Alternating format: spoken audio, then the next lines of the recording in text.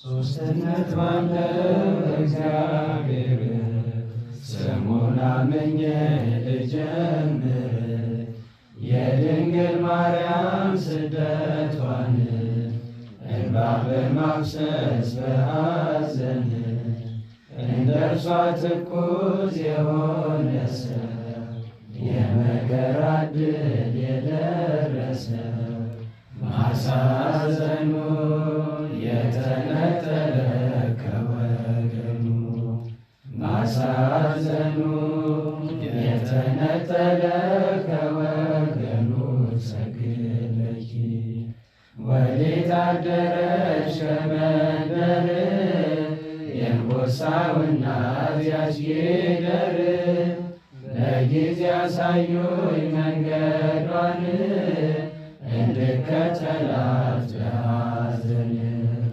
እሳት አዝላ ወዴት ባከነች ከገሊላ እሳት አዝላ ወዴት ባከነች ከገሊላ ሰግደኪ እግርሽ ጨረቃን የሚጫማ በአሸዋ ጠጠር ስትሮጭ ደማ ልጅሽን ልታድኝ በተሰዶ ከሄሮድስ ፊት ከዚያ ዘንዶ መቸገርሽ ያየ ያን ሁሉ መከራሽ ለሰማው ድንጋይ ያለቅሳል እንኳን ሰው ለሰማው ድንጋይ ያለቅሳል እንኳን ሰው ሰግደኪ የገነት ፍሬ ጡቶችሽ ነጥፈው ደረቁ ከገላሽ የድንግልና ወተትን የሚመግቡት ዘመድን በበረሃ የተንከራተትሽ እንደ ድሃ ያሮር ስላንቺ ይፍጨኝ እንደ ሳር ያሮር ስላንቺ ይፍጨኝ እንደ ሳር ሰግደኪ መለኮት ልጅሽ እንደሌላ ውሃ ተጠማ በዚያ ቆላ ውቅያኖሶቹ ግራ ቀኙ የሚሰፈሩት በአንድ እልፍኙ የእርሱ ለዝናብ ጌታ ውሃ ነሱ ብትለምኚ አልሰጡሽ እንኳን አንድ እልፍኝ ብትለምኚ አልሰጡሽ እንኳን አንድ እልፍኝ ሰግደኪ ወዴት ተሰደድሽ የት ድረስ ከቀበሮ ፊት ከሄሮድስ ሰራዊቶቹ የሚያስፈሩ ጠላትን በኃይል የሚሰብሩ ለዚያ ጨቅላ ዓለምን የናሽ ብዙ ተድላ በስደት ግብፅን የዞርሽው 3 ዓመት በስደት ግብፅን የዞርሽው 3 ዓመት ሰግደኪ አንዳንድ ጊዜም ደስ አለሽ የልጅሽን ታምር እያየሽ በሚያልፍበት በመንገዱ ግመሎች ቆመው ባያስሄዱ ያስቸግሩ 5ቱም ድንጋይ ሆነው ቀሩ ያስቸግሩ 5ቱም ድንጋይ ሆነው ቀሩ ሰግደኪ ካረፍሽበት ከዛፍ ጥላ ሽፍቶች ከበውሽ በዚያ ቆላ ዓይኖችሽ ፈርተው ስለነሱ እንባ ክረምትን አፈሰሱ የኔ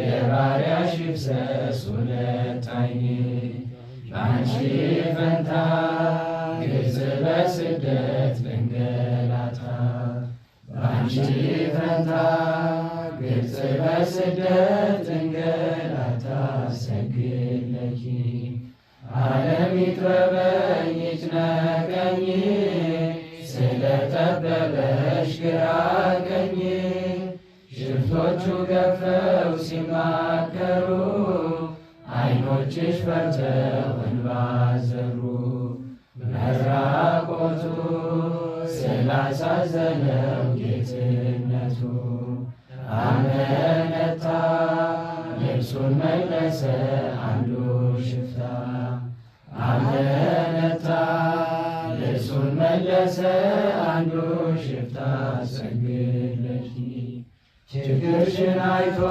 ጭንቀትሽን ሕፃኑ ልጅሽ እናቱን ከቆምሽበት መልካም ምንጭ አፈለቀልሽ እንድትጠጪ ያቺ ውሃ ጸበል ሆናለች ለያዥያ ከዚያው ላሉ እሬት መራራ ሆነች አሉ ከዚያው ላሉ እሬት መራራ ሆነች አሉ ሰግድ ለኪ በላከ ጊዜ ብዙ ጭፍራ ሄሮድስ ርጉሙ ክፉ አሞራ አንቺን ሊያስፈልግ ከቁስቋም አረፍሽበት ከድካም ዮሳ ቢነግርሽ ክፉ ዜና ሁከት ድንጋጤ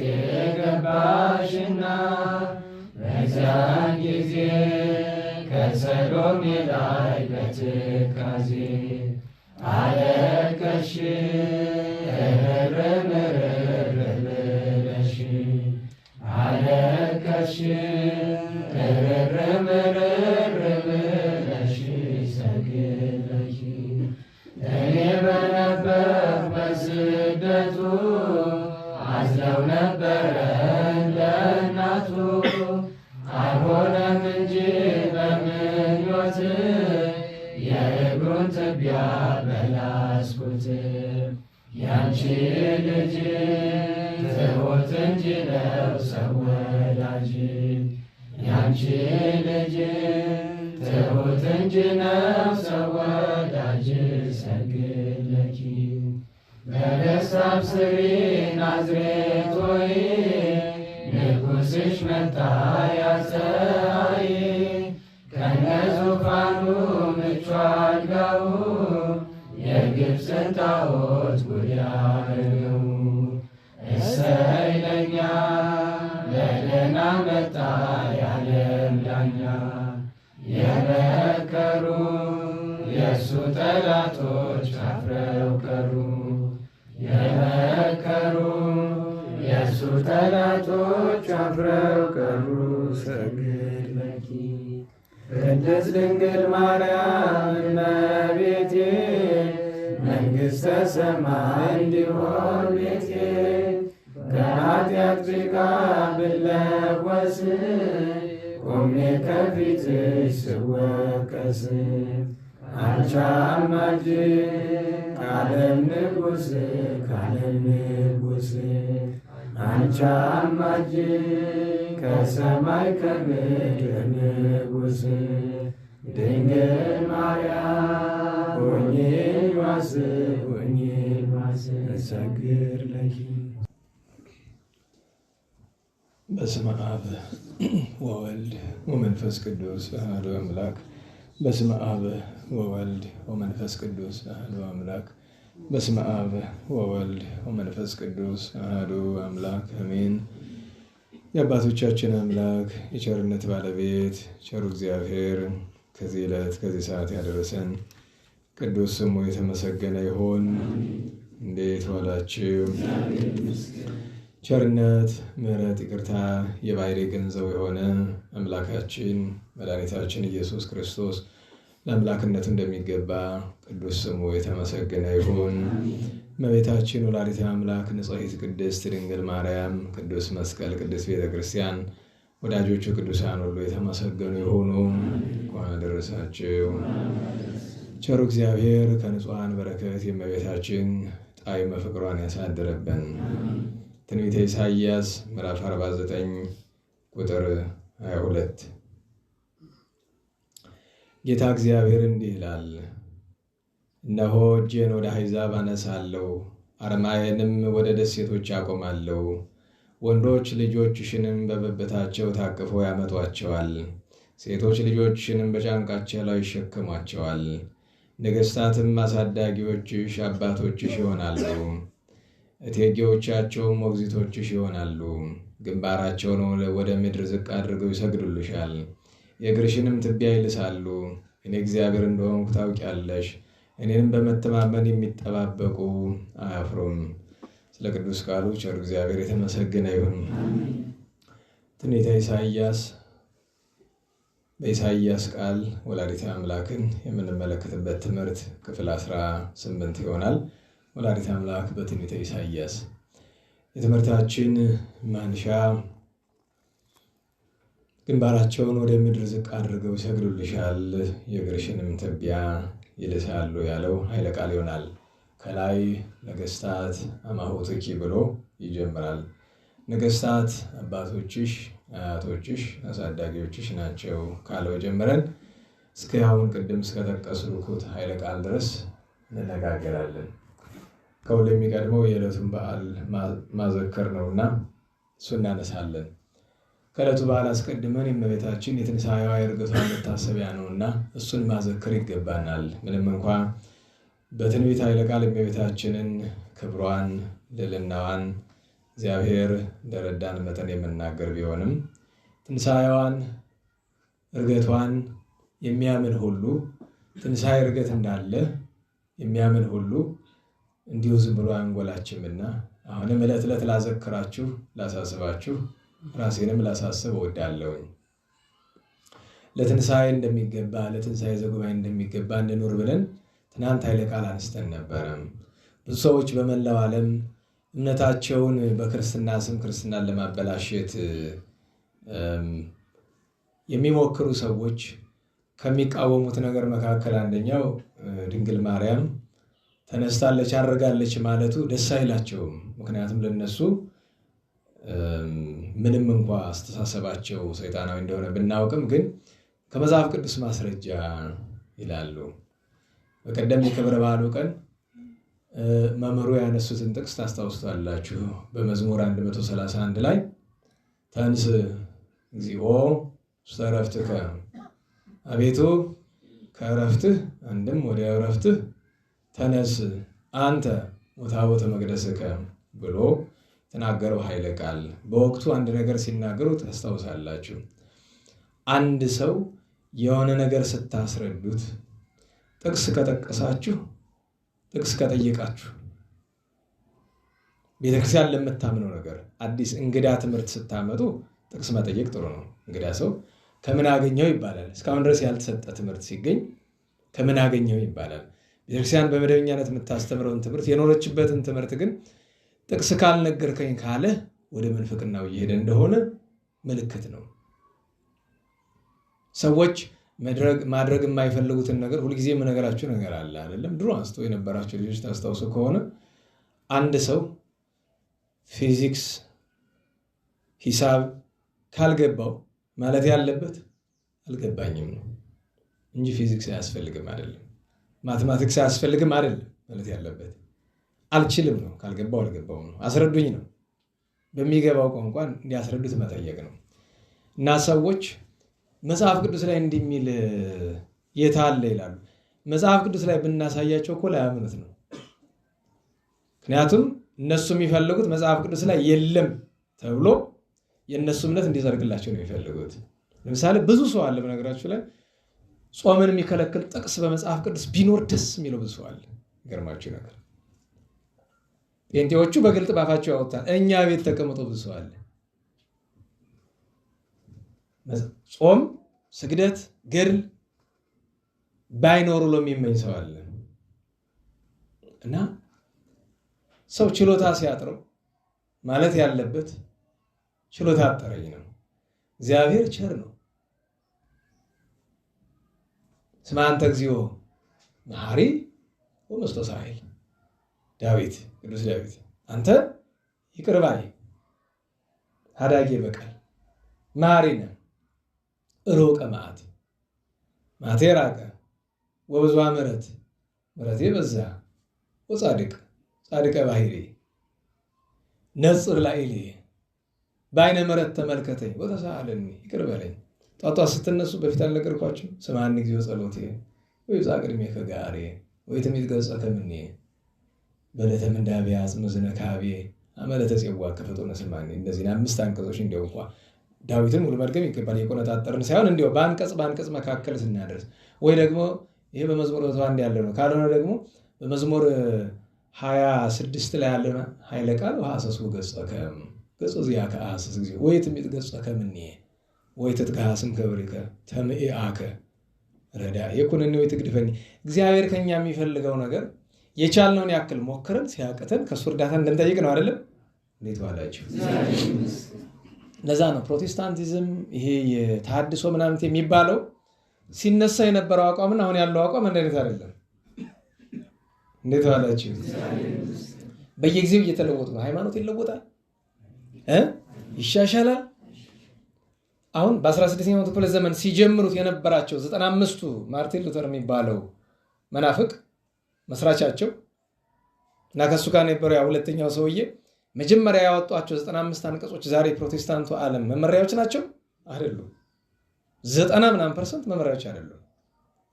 ታውቃላችኋል፣ ማርቲን ሉተር ከእመቤታችን ጋር ችግር ያለበት ሰው አልነበረም። አሁን የሚሉትን የሚል ሰው አልነበረም። እና እየተበላሸ እንትን ታውቃላችሁ፣ ይሄ ወርም የሚባል ነገር ከሰው ሆድ ውስጥ ነው እየተበጣጠሰ አሜባ ነው የሚባል እየተከፋፈለ በቃ። ምክንያቱም አሜባ ሆድ ውስጥ ራሱን እያራባ በልቶም ያን ሰው መግደል ነው አለ የሚፈልገው። ቶሎ ሐኪም ደርሶ በከኒናው በምኑ ወይም ደግሞ የባህል ሐኪም በሆነ መንገድ ካላዳነው በቀር። ለዛ ነው ፕሮቴስታንቲዝም ማለት እንደ ወርም እንደ ጥገኛ ትል ራሱን እያባዛ የሚፈልገው ምንድን ነው? ቤተክርስቲያንን ማጥፋት ነው። ሁልጊዜ የምነግራችሁ ነገር አለ። ፕሮቴስታንቲዝም የተመሰረተው ክርስትናን ፊት ለፊት ማጥፋት ስላልተቻለ ክርስትና በሚመስል መንገድ ማጥፋት ነው። ወይም ደግሞ ጠንካራ አጥር ያለውን ግቢ መስረቅ ከፈለግ አሰለጥ ሌባ ያስፈልጋል ይባላል። አሰለጥ ምን ማለት ነው? ቤተሰብ የሚመስል ወዳጅ የሚመስል ሌባ ማለት ነው። አሰለጥ ሌባ ይባላል።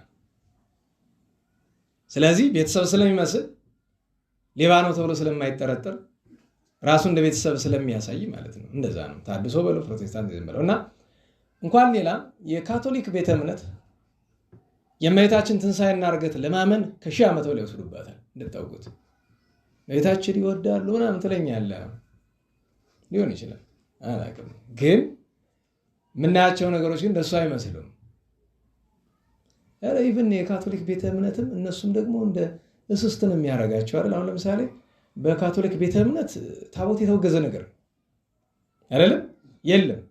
ግን ኢትዮጵያ ውስጥ ያለው የካቶሊክ ቸርች ብትሄዱ ታቦት አላቸው። ቅርብ ጊዜ ነው ያመጡት። ቅርብ ጊዜ ስላችሁ በእኛ እድሜ ማለት ለምን እዚህ በፊት ነግሬያቸዋለሁ። ሰፈር ላይ አንዲት ካቶሊክ ነበረች። ያላደረግነው ትግል የለም እንድትመለስ አልተሳካልንም።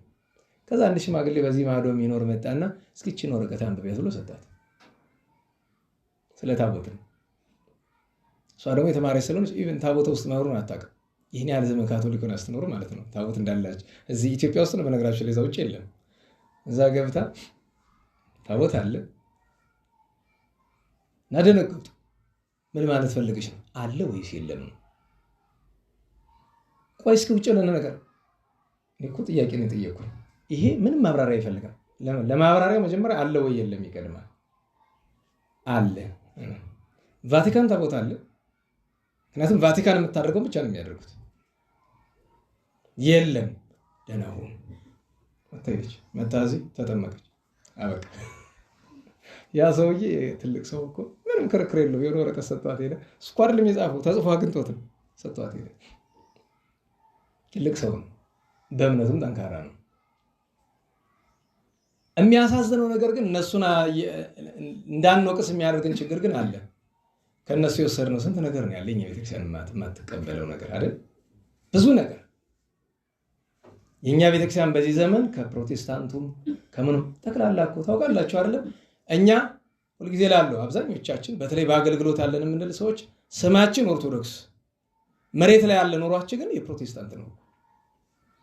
ፕራክቲካሊ ምንም ጥያቄ የሌለበት በተግባር የአብዛኞቻችን እንደዛ ነው። ኦርቶዶክሳዊ መልክ የለንም። ኦርቶዶክሳዊ ገጽታ የለንም። ያሳዝናል። አስቡት። ከጥቃቅኑ ነገር ጀምሮ እኔ በጣም የሚያስገርመኝ ነገር ለአንድ የሰንበት ተማሪ የመንፈስ ቅዱስ ምሳሌ ከሆነ ጌታችን የደብረ ታቦር አለ ወኮነ ልብሱ ጻዕዳ ከመበረድ ይላል አይደል? ስለዚህ ማንኛውም ክርስቲያን እንኳን በአገልግሎት ጊዜ በአጠቃላይ ህይወቱ ምን አይነት ነው መልበስ ያለበት? ነጭ ነው አይደለም? በግብፅ ታሪክ በ8ኛው ክፍለ ዘመን የግብፁ ከሊፋ እስላሙ መሪ የግብፅ ክርስቲያኖች እና አይሁዶችን ጨምሮ ነጭ መልበስ በአዋጅ ከለከላቸው። ደም ነው ያለቀሱ። ነጭ መልበስ ስለከለከላቸው ማለት ነው። ነጭ ልብስን የሚያስጠላ ከጋኔን ውጭ ሌላ ምን አለ? መኃልየ ሰሎሞን ስንተረጉም ታስታውሳላችሁ አይደል? ሆየ ጻዕዳ ወቀይህ የሚለው አስቡት። ነጭ ልብስን የሚያስጠላ ምንድን ነው ያገኘነው? ነጠላን የሚያስጠላ። በነገራችን የኢትዮጵያ ኦርቶዶክስ ተዋሕዶ ቤተክርስቲያን ለየት ያለ ሀብቷ ነጠላ ነው። ነጠላ ስላችሁ ዝም ብሎት ነጠላ፣ አሁን የለበሳችሁት ነጠላ ነጭነቱ ብቻ እንዳይመስላችሁ። የተሰራ በምንድን ነው? ሽመቃ ነው አይደል? በቤተክርስቲያን በትርጓሜ እኔታም አሉ ትርጓሜ መምህር ናቸው። ሰሞኑን ሲተረጉሙ ታስታውሳላችሁ።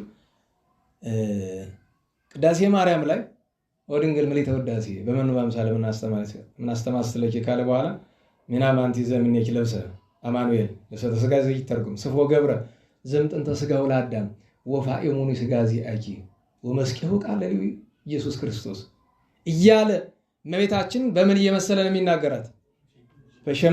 በሸማኔ ዕቃ ልብስ መስሪያው። ለምን ቢባል ይሄ የለበስነው ልብስ ምስጢረ ተዋሕዶ ያለው ነው። ምክንያቱም ዛሬ አብዛኞቻችሁ የለበሳችሁት ልብስ ሙሉ ዘሃ ነው። ጥንት ግን ሙሉ ዘሃ አይሰራም። በነገራችሁ ላይ ይሄ እንግዲህ ቨርቲካልና ሆሪዞንታል በሚለው ምንድን ነው ቀጥ ያለና ጋድሙን ስትመለከቱት አንድ አይነት ነገር አይደረግም፣ የተለያየ ናቸው። ልክ እንደ ሻማ እንደ ጧፍ እንደዚህ ልብስ ያሉ ምሳሌነት ያላቸው ናቸው ለምስጢረ ተዋሕዶ። ከሁሉ ግን ነጭነቱን እንሻዋለን። ምክንያቱም ጌታ ሲጸነስ የብርሃን ጎርፍ፣ ሲወለድ የብርሃን ጎርፍ፣ በደብረ ቁስቋም ከስደት ሲመለስ የብርሃን ጎርፍ፣ ሲጠመቅ የብርሃን ጎርፍ፣ ትንሣኤውን ሲገልጥ በደብረ ታቦር፣ በሆሳዕና፣ በዕርገቱ፣ በረደተ መንፈስ ቅዱስ ሁሉ የታየ ምንድን ነው? ብርሃን። ያም ብርሃን ታዲያ በምን ገለጠው? በጌታ በደብረ ታቦርና ወኮነ ልብሱ ጻዕዳ ከመበረድ። እንደገና ደግሞ ጌታ በተነሳ ጊዜ ሁለቱ ግሩማን መላእክት ልብሳቸው ምን ነበረ ይላል? ነጭ። እና ምንድነው የሚያደርግልን? ከካቶሊኩ ከፕሮቴስታንቱ የሆነ ልብስ አመተን ለህፃናት በማልበስ ምንድነው የምናገኘው? ለምንድነው ነጠላ እንዲጠሉ ያደረግናቸው? አንድን ታዳጊ ነጠላ በመልበስ ደስ እንዳይለው ለምንድነው ያደረግነው? ማን ነው ይሄን ያደረገው? በአጋጣሚ ይመስላችኋል? በ50ዎቹ በ60ዎቹ በ70ዎቹ የተደረገው የተሐድሶ ምንፍቅና እንቅስቃሴ ያስገባው ነገር እንደሆነ ማወቅ አለባችሁ። ፒያኖ ሁሉ ቤተክርስቲያናችን ውስጥ ገብቶ ነበር አይደል? ብዙ ነገር ገብቷል። ዛሬ የምናውቀው መዝሙር የሚለው ይሄ ተገማማ ነገር በየካሴቱ የምንሰማው አብዛኛው የተገማማ ነገር የገባ መቼ ነው? በዚያ ጊዜ እንጂ ቤተክርስቲያናችን መዝሙር የሚባል በካሴት የተቀረጸ የሚሸጥ ነገር አለ እንዴ? እንደዚህ አይነት ስርዓት አላት? መዝሙር ማለት ነው ምስጋና ማለት ነው። የኢትዮጵያ ኦርቶዶክስ ተዋሕዶ ቤተክርስቲያን መዝሙር የምትለው ምንን ነው? የቅዱስ ያሬድ ማህሌት እኮ ነው። ሌላ መዝሙር አናውቅም እኛ። ለምን? ቅዱስ ያሬድ ከማን ነው የተማረው? ከቅዱሳን መላእክት ነው አይደለም? ታዲያ እኛ ቅዱሳን መላእክት በጌታ ልደት ጊዜ ወርዶ ያመሰግኑትን ምስጋና ለሰው ሰጡ አይደል? በእነሱ የነበረው ምስጋና ለመላእክት የነበረው ምስጋና ለሰው ልጆች መጣ። ስለዚህ ለኛ ምስጋና ማለት ያሬድ ማህሌት ነው። ያንን ተምሮ ያንን አጥንቶ መዘመር ሲገባ ያሬድ ማህሌት ታውቃላችሁ? ምኑን የከበደን ለማጥናት ወረብ የምናጠና በዓል ሲሆን ሰው እንዲያየን ያችን ምናምን የጴንጤ ልብስ ለብሰን ለማቅረብ አለሙያችን ገብተን አለስፍራችን ሴቱም ወንዱም አለስፍራው ገብቶ እንደዚህ የሚልበት እሱ ህገወጥ ነው፣ ነውር ነው፣ ስርዓት አይደለም። በቤተ ክርስቲያናችን ስርዓት አመስግኑ እንጂ ምስጋና እዩ አይደለም የተባለው። ወታችኋል ማመስገን ነው። ግን ስፍራ አለው። ለምሳሌ በቅዳሴ ጊዜ አመስግኑ ስለተባልን እንደ ካህኑ ሰላም ለኩልክሙ እንላለን አንልም። ይካ ያለውን ካህኑ ይለዋል፣ ይዲ ያለውን ዲያቆኑ ይለዋል፣ ይበሉ ህዝብ ሲል ደግሞ ህዝቡ ይላል። ቦታ አለው። ማይሌት የሆነ እንደሆነ ደግሞ ለምሳሌ መልክ ሲጮህ ተረኛው ጮሂ ያነሳል። ስንት ቤት? 2 ቤት። ከሶስተኛው ቤት ጀምሮ በጋራ ይጮሃላል። ስርዓት ነው። ከዚያ ግን መጸንጸል ሲጀመር ግን ሁሉ ሰው አብሮ መጮህ አለበት። እዚያ ጀምሮ ከዛ ዚቅም ሲገባ መጮህ አለበት። ወረብ ላይ ሲገባ አንሺ ካለ በኋላ ከዛ ሁላችን ነው የምንጮህ ለማመስገን።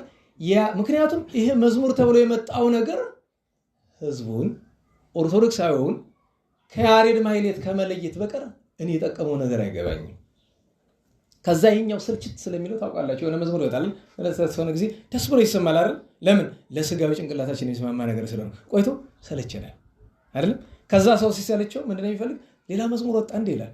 ሌላ መዝሙር ቁጥር ስንት ምናምን ቁጥር ምናምን ይባል። ደግሞ ቁጥር ይሰጠዋል። በነገራችሁ ላይ እንዴት ዋላችሁ? የቅዱስ ያሬድ ድጓውን እንደው በቁጥር ብንከፋፍለው ስንት ይወጣው? ስንት ካሴት። ከዛ ደግሞ ምን ይላል? አይ የፕሮቴስታንቶችን ብናዳምጥ ምን አለበት? እሱም ከጥሩ ነው ይላል አይደል? ኦርቶዶክሳዊ ጫት እየቃመ መዝሙር አለ የሚያዳምጥ ግማሽ። ጫት ቤት እኮ መዝሙር እንደሚከፈት አታውቁም? የኛው የጴንጤዎች አይደለም የኛው መዝሙር ተብየው ነገር እኮ ጫት ቤት እኮ ማለመጫ። ታዲያ ምን ይላል? ምን ችግር አለ? ዘፈን ከሚያዳምጡ ይሻላል። አይቸሮ መድኃኒዓለም ጉባኤ ላይ ስቄ አላውቅም። ዛሬ ሳቁ። ድምፅ አውጥቶ መሳቅ በጣም ኃጢአት ነው፣ ነውር ነው። እንዴት ዋላችሁ? ነገ ጫት ከሚቅሙ ጫት ቤት ላይ እዛው በዚህ ጉንጫቸው ጫት ይዞ በዚህኛው ስጋው ደግሞ እናቀበላቸው ትለኛለህ። ደግሞ መጣ እሱ ነው የሚቀር አይጣልም። እና ቤተ ክርስቲያን ጥንት ከመጣችበት መንገድ ሰው ሲጠፋ ማንም ገብቶ የሚንጨባረቅባት ሆነች። ማንም ገብቶ የሚንቦራጨቅባት ሆነች። ባለቤት አልባ ሆነች። ታውቃላችሁ፣ በዓለም በመላው ዓለም ፕሮቴስታንት በለው በተለይ ካቶሊክና ምስራቆቹን ተመልከተው፣ ዳኛ የሌለበት ቤት ማለት ታውቃላችኋል። ከዓለም ክርስቲያኖች ፕሮቴስታንቱን እንተውና ዳኛ የሌለበት ቤት ማናት? የኢትዮጵያ ኦርቶዶክስ ተዋሕዶ ቤተክርስቲያን። የትኛውም ቦታ ለምሳሌ ግብፅ ውስጥ አንድ ክርስቲያን ካሴት አውጥቶ ያለ ቤተክርስቲያኗ እውቅና አሳትሞ ለሰው መሸጥ ይችላል? መጽሐፍ አሳትሞ እንደዛ ማድረግ ይችላል? የለም። ወደ ምስራቁ ዓለም ብትሄዱ ይቻላል። ምክንያቱም ባለቤት አልባ አደረጓት። በሙሉ ታጠበች። ታጠበች ማለት ለመንጻት አይደለም። እንዴት ባላችሁ? አንድን ስዕል ሸራ ላይ በቀለም የተሳለን ስዕል በውሃ ታጥበዋል? ምክንያቱም በውሃ ብታጥበው ምንድን ነው የሚሆነው? ሙሉ በሙሉ ይለቃል። ቤተክርስቲያን እንደዛ ነው። እምነቷን፣ ስርዓቷን፣ ህጓን እንዲህ ነው እየታጠበ ያለው። በነገራችሁ ላይ ለምንድን ነው ሰዎች የሚጠሉ ብላችሁ ብትመራመሩ፣ ምንም ሚስቱን ቀምቼው እናት አባቱን ገድዬበት ነው። ለምን የሚጠላኝ? ምን አድርጌው ነው? መስማት የማይፈልገውን ነገር ስለምነግረው ነው። አለቀ። ሌላ ምንም ነገር የለም። አልከፈለኝ፣ አያኖረኝ። የሚያኖረኝ ቸሩ እግዚአብሔር፣ ቸሪቱን ማምላክ። በምን ምክንያት አነሳው ብላችሁ ብትሉ እኛ ለትንሳኤው የሚገቡ ምክንያት የእመቤታችን ትንሳኤ እናርገት ብለን ስንል እንዲህ የእመቤታችን ትንሳኤ የጌታን ትንሳኤ መተረክ እኮ ብቻውን አያጸድቅም። ምክንያቱም ትንሳኤው የሚነገር ብለን የለ ተንሥአ ክርስቶስ ከመ ይምሃረነ ተንሥኦ ሥጋቲናል። ክርስቶስ የተነሳ እናንተ ምን ትላላችሁ ሲል ነው፣ ትነሳላችሁ ነው። እነሳለሁ ብሎ የሚያምን ሰው እንዲህ ነው የሚኖር። እንዲህ ነው ክርስትና፣ እንዲህ ነው አያያዙ፣ እንዲህ ነው ህጉ፣ እንዲህ ነው ስርዓቱ። ፍትሐ ነገሥት የሚለው ስም የሚቀፈው ትውልድ እኮ ፈጥረናል። ትውልድ ስላችሁ ህዝቡ እንዳይመስላችሁ አገልጋይ ነኝ ብሎ ቄስ፣ ዲያቆን፣ ሰባኪ ምናምን ጉባኤ ቤት ሁሉ ተምሬያለሁ የሚል ፍትሐ ነገሥት የሚል ቃል የሚቀፈው ትውልድ መጥቷል። ቅድም ያልኩ ያንን ነው። ካልቻልክ አልቻልኩም ወድ ብለህ ወደ እግዚአብሔር ጩህ፣ መቻሉን ስጠኝ በለው። ካልሆነ ጠዋት ማታ ምሕረት ለምን። በነገራችሁ ላይ ከባድ ውግ ያለ በጣም ነው በሰውኛ እንለካው ይባል። ከባድ ውግ ያለ ፍትሐ ነገሥት ላይ ነው ወይስ ወንጌል ላይ ይመስላል? ንገሩኝ እንጂ። ኧረ በሞቴ እስቲ ላንብብላችሁ። ፈቃደኞች ናችሁ? ላንብብላችሁ። ከዚች ገና አንዲቱን አንቀጽ ነው። እስኪ እችኛዋን ሰርቻታለሁ የምትሉት ካላችሁ።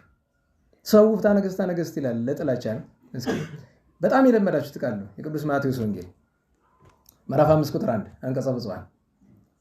ብዙ ሕዝብ ባየ ጊዜ ወደ ተራራ ወጥቶ ተቀመጠ። ደቀ መዛሙርቱም ወደ እርሱ ቀረቡ፣ አፉንም ከፈተ፣ እንዲህም ብሎ አስተማራቸው። አንደኛ በመንፈስ ነዳያን የሆኑ ብፁዓን ናቸው፣ መንግሥተ ሰማያት የእነርሱ ናትና። ልብ በሉ። በመንፈስ ድሃ ያልሆነ ከቶ ሁኔታ ይገባል። በመንፈስ ድህነት ምን እንደሆነ እንኳን ታውቃላችሁ? እንኳን በተግባር መኖር ታውቁታላችሁ? ምንድን ነው በመንፈስ ድሃ መሆን? ትህትናን፣ መንኖ ጥሪትን፣ እውቀት እያለው እኔ ደንቆሮ ነኝ ማለትን፣ ሀብት እያለው ለድሃ መጽውቶ ድሃ መሆንን ታውቁታላችሁ? እናውቀዋለን።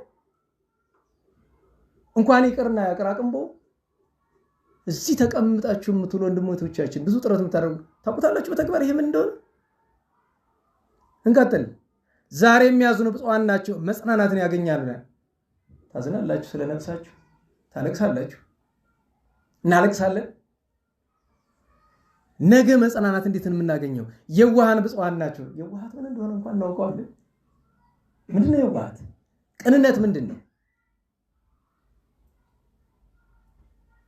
እንግዲህ በ10ቱ ትእዛዛተ ኦሪት አንጻር የተሰሩ 10ቱ ትእዛዛተ ወንጌል የሚባሉ እነዚህ ናቸው። 6ቱ ትእዛዛት እንዳሉ ነው 10ቱ ትእዛዛት 10ቱ አናቀጸ ብፁዓን ይባላሉ።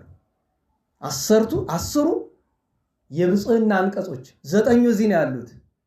10ኛው ያለ በቅዱስ ዮሐንስ ወንጌል ምዕራፍ 13 ላይ ነው። ጌታ የደቀ መዛሙርቱን እግር ካጠበ በኋላ ምን አላቸው? ብፁዓን አንትሙ እመገበርክሙ። ስለሰበከው አይደለም፣ ስላወራው አይደለም፣ እግር ያጠብክ ቀን ነው። ግን እግር ስታጥብ መርጠህ ትልቁን ሰው ምናምን አይደለም። በጣም ማለት የሆነ የተናቀውን ምናልባትም ከቻልክ አንድ ልጅ ዛሬ የለም እንጂ እዚህ የታመው የተኙ ነበሩ ከዓመታት በፊት። አንድ ሽማግሌ ሰውዬ እግራቸው ቆስሎ ተልቷል። ሽታው ከሆነ ሜትር በኋላ አያስቀርብም። አጥቧቸው ይመጣና ሲጓጉር ነው የሚያድር። ሲያስታውከው ማለት ማድረግ አይደለም፣ አታስበው። ምንም አላስበው። እናንተም ብቻ አይደለም ወቅ ሱራ ሲልም ጭምር ነው። ከዛ ይቀጥላል። ስለ ጽድቅ የሚራቡና የሚጠሙ ብፁዓን ናቸው ይላል። በነገራችሁ ላይ ረሃብ ምን እንደሆነ ታውቃላችሁ? እናውቃለን። ረሃብ ምንድን ነው? እስከ 9 ሰዓት መቆየቱን ረሃብ ብለው ነው እንዴ? በነገራችሁ ላይ የኛ ጾም እኮ ተቆነኔ ቁርስ መዝለል ነው አይደል? ሌላ ምን አለው? ቁርስ መዝለል ደግሞ ሳይንቲፊካሊም እንኳን ብትመለከቱ ሰውነት ላይ ምንም ያመጣው ኢምፓክት የለውም፣ ምንም ነገር። ይሄም ምላችሁ ስራ የሆነ እናንተን ተስፋ ለማስቆረጥ አይደለም። ቢያንስ ግን ሰው መራቀቅ የለበትም። ይችን ያመጣውላችሁ ለምንድን ነው? ከፍትሐ ነገሥትና ከወንጌል ማን ነው የሚከብድ? ስለ ክብደት እኮ ነው የምታወራ። ግን የቤተክርስቲያን ሕግ ከባድ አይባልም፣ ቀላልም አይባልም። ሰውኛውን ነው እያወራችሁ። እንደዚህ በቀጥል አልኳችሁ፣ ልባችሁን ባዶ ነው የማደርገው፣ የራሴን ልብ ጨምሩ ማለት ነው። ስለዚህ ቢያንስ አንድ ነገር ማወቅ እንችላለን። በድለናል፣ አያስመመንም። በድለናል፣ አጥፍተናል፣ የእግዚአብሔርን ፈቃድ አላደረግንም፣ በሕጉ በስርዓቱ አልኖርንም። ቢያንስ እንዲህ ብሎ ማመን እኳ በራሱ ወደ እግዚአብሔር አንድ እንዳይመስላችሁ 99 እርምጃ ያቀርባል። 99 እርምጃ ያክል ወደ እግዚአብሔር ያቀርበናል። በድለናል፣ አላበጀንም። የአባቶቻችን ጥሩ አማርኛ አልቻል አላበጀሁም፣ በጎ አልሰራው ብሎ ማለት ተስፋ ለመቁረጥ አይደለም። ምንጊዜም ቢሆን ተስፋችን የማን ቸርነት ነው? ንገሩኝ። ምክንያቱም በስራችን ብንሰራም እንኳን በስራችን ብቻ ምንድን ሰዎች አይደለም። እንኳን እኛ ቅዱስ ጊዮርጊስ በሰማዕትነቱ፣ አብርሃም በትሩፋቱ፣ ዮሐንስ ወንጌላዊ በንጽህናው ብቻ ያለ እግዚአብሔር ቸርነት የእግዚአብሔር መንግስት መውረስ አይችሉም። ብቻ አይደለም ገድላቸው ተጠራቅሞ በመንግስተ ሰማያት ለአንድ ቀን ለመኖር አያበቃም። ያን ያክል ናት የመንግስተ ሰማያት። በቸርነቱ ነው የምትሰጥ። ግን የኛ ሱታፌ ያስፈልጋል። የኛ ሱታፌ ምንድን ነው? ህግ መጠበቅ፣ የተቻለን ያክል ሲያቀት ምሕረት መለመን፣ ጥፋትን ማመን። እነዚያ ነው። ኃይለ ቃል አበዛሁባችሁ። መድኃኔዓለም እሱ ይመሰክራል። አስቢው ማለመጣው ጥሩ ምን ያስብ የተናገረው ያላቀም አሁ ያመጣውን ነው የሚናገር ቢሉኝም ያስኬዳል። እውነት ነው። ግን ተመስገን አፍ ያመጣውም ሆነ አልሆነም የተነገረው ነገር ግን እንዲህ ብታደርገው ወዲህ ብትገለብጠው ምንም ብታደርገው ሐቅ ነው። የትም መድረስ አይቻልም። መድኃኔዓለም በቸርነቱ ይማረን። እንግዲህ የእመቤታችን ትንሣኤ ስናስብ የጌታችን ትንሣኤ ስናዘክር እኛንም እንዳንረሳ ነው። ለእናንተ ብቻ አይደለም። እዚህ ብዙ ወንድሞቻችን ጥረት ስለምታደርጉት ደስ ይለኛል። ስለማልነግራቸው ነው እንጂ ደስ የሚለኝ አለ ብዙ ነገር። ግን ጥሩ ስትሰሩ ጥሩ ሰራችሁ አይባልም አይደል? ግን አይዟችሁ ነው የሚባለው፣ በርቱ ነው የሚባለው እንጂ እገሌ ጥሩ ይዘሻል፣ እገሌ ጥሩ ይዛል ማለቱ አይጠቅማችሁም። ለዚያ ነው እንጂ እኮ ጥሩ ጥረት ላይ ሌላውን ነገር ተዉትና እንዲህ ያለ ንግግርን እንደ ስድብ የሚቆጥር 99% ማህበረሰብ ባለበት ስፍራ ይሁን ለኛ ጥቅም ነው ብሎ እንኳን ሰው ስድብ የሚለውን ነገር አይ ይሄማ ስድብ አይደለም ተግሳጽ ነው ብላችሁ ታግሳችሁ እየሰማችሁ ነው አይደለም? ይሄም አንድ ነገር ነው። አንሰምበዛ መቼም እዚህ የመጣችሁ ገንዘብ ይሰጣናል ብላችሁ ነገር ያመሰግነናል ብላችሁ አይደለም? ይሄንኑ ተግሳጽ ጠብቃችሁ ነው አይደለም? ብዙ ጊዜ እንዲያውም ዛሬ ምን ነው ተግሳጽ የለምሳል ቢለኝ ሰው ይገጥመኛል። አንተ እኔ ጨጓራ መላጥ ነው እንደምትፈልገው እላለሁ። አንዳንድ ጊዜ ደግሞ ለምን በስጭቱ ስለሚያም ማለት ነው። እግዚአብሔር መድኃኔዓለም ይማረን። ዛሬ ቅዱስ እለእስክንድሮስ ነው ብለናል። መጀመሪያ በኢትዮጵያ ጻድቃን ታሪክ ውስጥ ከነበሩ ትልልቅ አባቶች አንዱ የአማራ ሳይንት ወሎ አካባቢ በገድል የሚታወቁት ሐዋርያዊ ጻድቅ አባ ዘክርስቶስ አሉ። ሁለተኛው በሸዋ ምድር ከበቀሉ ቅዱሳን መካከል አንደኛው አባታችን አባ ተክለ መስቀል አሉ። እነዚህ ቅዱሳን አሉ። ከግብፅ አባ እንድራኒቆስ ዲያቆን አሉ። ከዛው ግብፅ ሳንወጣ እስሙናይን ላይ ዛሬ በቤተክርስቲያን ታሪክ ከሚከበሩ ቅዱሳን ሰማዕታት መካከል አንደኛውን እናከብራለን። እሱም ቅዱስ አውዳሞን ይባላል። ቅዱስ አውዳሞን ብዙ ጊዜ በግብፅ ነው እንጂ በእኛ አይታወቅም። ቅዱስ አውዳሞን ማለት እመቤታችን ድንግል ማርያም ጌታችንን አዝላ ከሄሮድስ ስትሸሽ በሶሪያ በሊባኖስ ቆይታ ወደ ግብፅ ከወረደች በኋላ እስሙናይን የሚባል ሀገር ስትገባ ዝና ተሰማ። ምክንያቱም የእመቤታችን መልኳ ደም ግባቷ የጌታችን መልካ ገጹን ሲመለከቱ በጣም ግራ ገባቸው። እንደዚህ አይተው አያውቁም። እና ነገሩ ሲወራ አውዳሞን ከሚባል አንድ ደግ ሰው ይደርሳል እና ሄደው ይነግሩታል። ወሬ ነጋሪዎች ምንድነው ሲል እንዲሁ እንደ ፀሐይ የሚያበራ የንጉሠ ነገሥት ልጅ የሚመስል ግን ደግሞ ስደተኛ ንግሥት የምትመስል እናት ያለችው ደግሞ ልጅ ናት አየነ ይሉታል። ብድግ ብሎ ሄደ። እንግዲህ አስቡት፣ ግብፅ ውስጥ ነው፣ ከዚያ ፊት አያውቅም። ልክ እንደደረሰ እመቤታችን አየ፣ ጌታችንን በቅፎ አየው። የያዘውን በትር ጥሎ በጉልበቱ ተንበረክኮ በግንባሩ መሬት ላይ ወደቀ፣ ሰገደ። ጌታችን ሰናይ ምጽአትከ አውዳሞን፣ መምጣትህ መልካም ነው፣ እንኳን ደህና መጣህ፣ ሰዎች ነገረው እንደመጣ አውቃለሁ ብሎ ከዚያ አንዳንድ ምስጢር ከገለጠለት በኋላ ወደ ቤት ተመለስ፣ ግን በሕይወት አትቀጥልም። ለምን? ለእኔ መጥተህ ስለሰገድክ ሰዎች ተበሳጭተዋልና ይገድሉሃል፣ ከሰማዕታት እቆጥርሃለሁ፣ ዋጋህን እከፍልሃለሁ አለው። ተመልሶ ሄደ። ምን አደረግክ ሄደህ አሉት። ሰምተዋል እኮ እርግጠኛ የበለጠ እርግጠኛ ለመሆን ነው።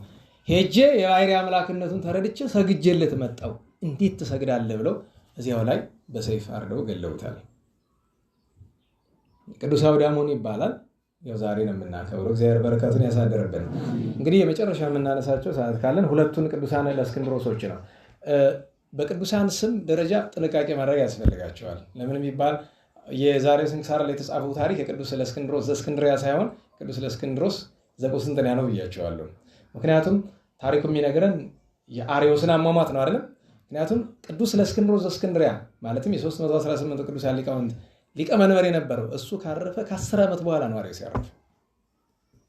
ስለዚህ ታሪክ ዘመን በጉባኤ ኒቃ ያለ ክርክር አገናኝቷቸዋል እንጂ በማረፍ ደረጃ የቀደመ ቅዱስ እለእስክንድሮስ ነው። እና ይሄ የምታዩት ታሪክ እንግዲህ እቺ የሆነችበት ምክንያት በገለባጭ ምክንያት ልትሆን ትችላለች። ገለባጭ ሲገለብጥ አይታችሁ ከሆነ ከመጨረሻም ላይ እንደሌላው ጊዜ ሙህል ቆሙ ምትል የላትም፣ ሙህል ቆሙ ለአበው ምትል የላትም።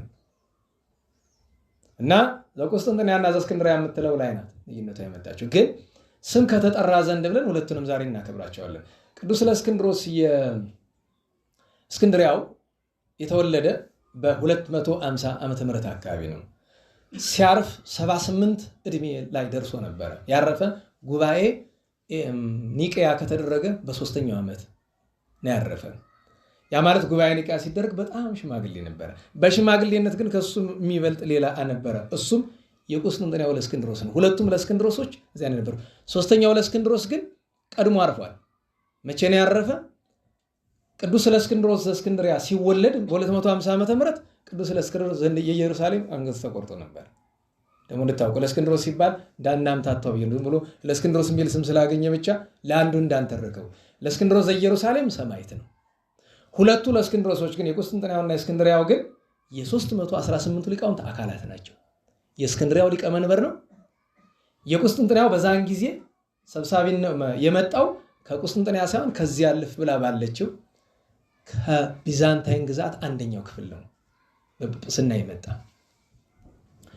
ቅዱስ እለእስክንድሮስ ዘእስክንድርያ የማን ተማሪ ነው? የተፍጻሜተ ሰማዕት ተናገሩ።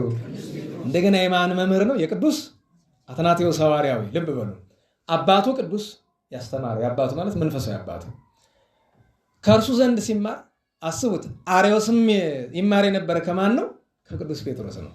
አኪላስም ይማር የነበረ ከማን ነው? ቅዱስ ጴጥሮስ። እለእስክንድሮስ አንዱ ጉባኤ ቤት ላይ ሶስቱን ተመልከቷቸው። አንዱ ሃይማኖትን ስርዓትን የማይለቅ አባቱን መምህሩን የሚመስል ቅዱስ እለእስክንድሮስ፣ ሁለተኛው ወላዋይ አድርባይ አኪላስ፣ አንድ ጊዜ ወደ መምህሩ አንድ ጊዜ ወደዚያ የሚሆን፣ ሶስተኛው አረመኔ መናፍቅ አርዮስ። እና አኪላስ እና እለእስክንድሮስን አርዮስ መጥቶ አንድ ጊዜ አታሏቸው ያውቃል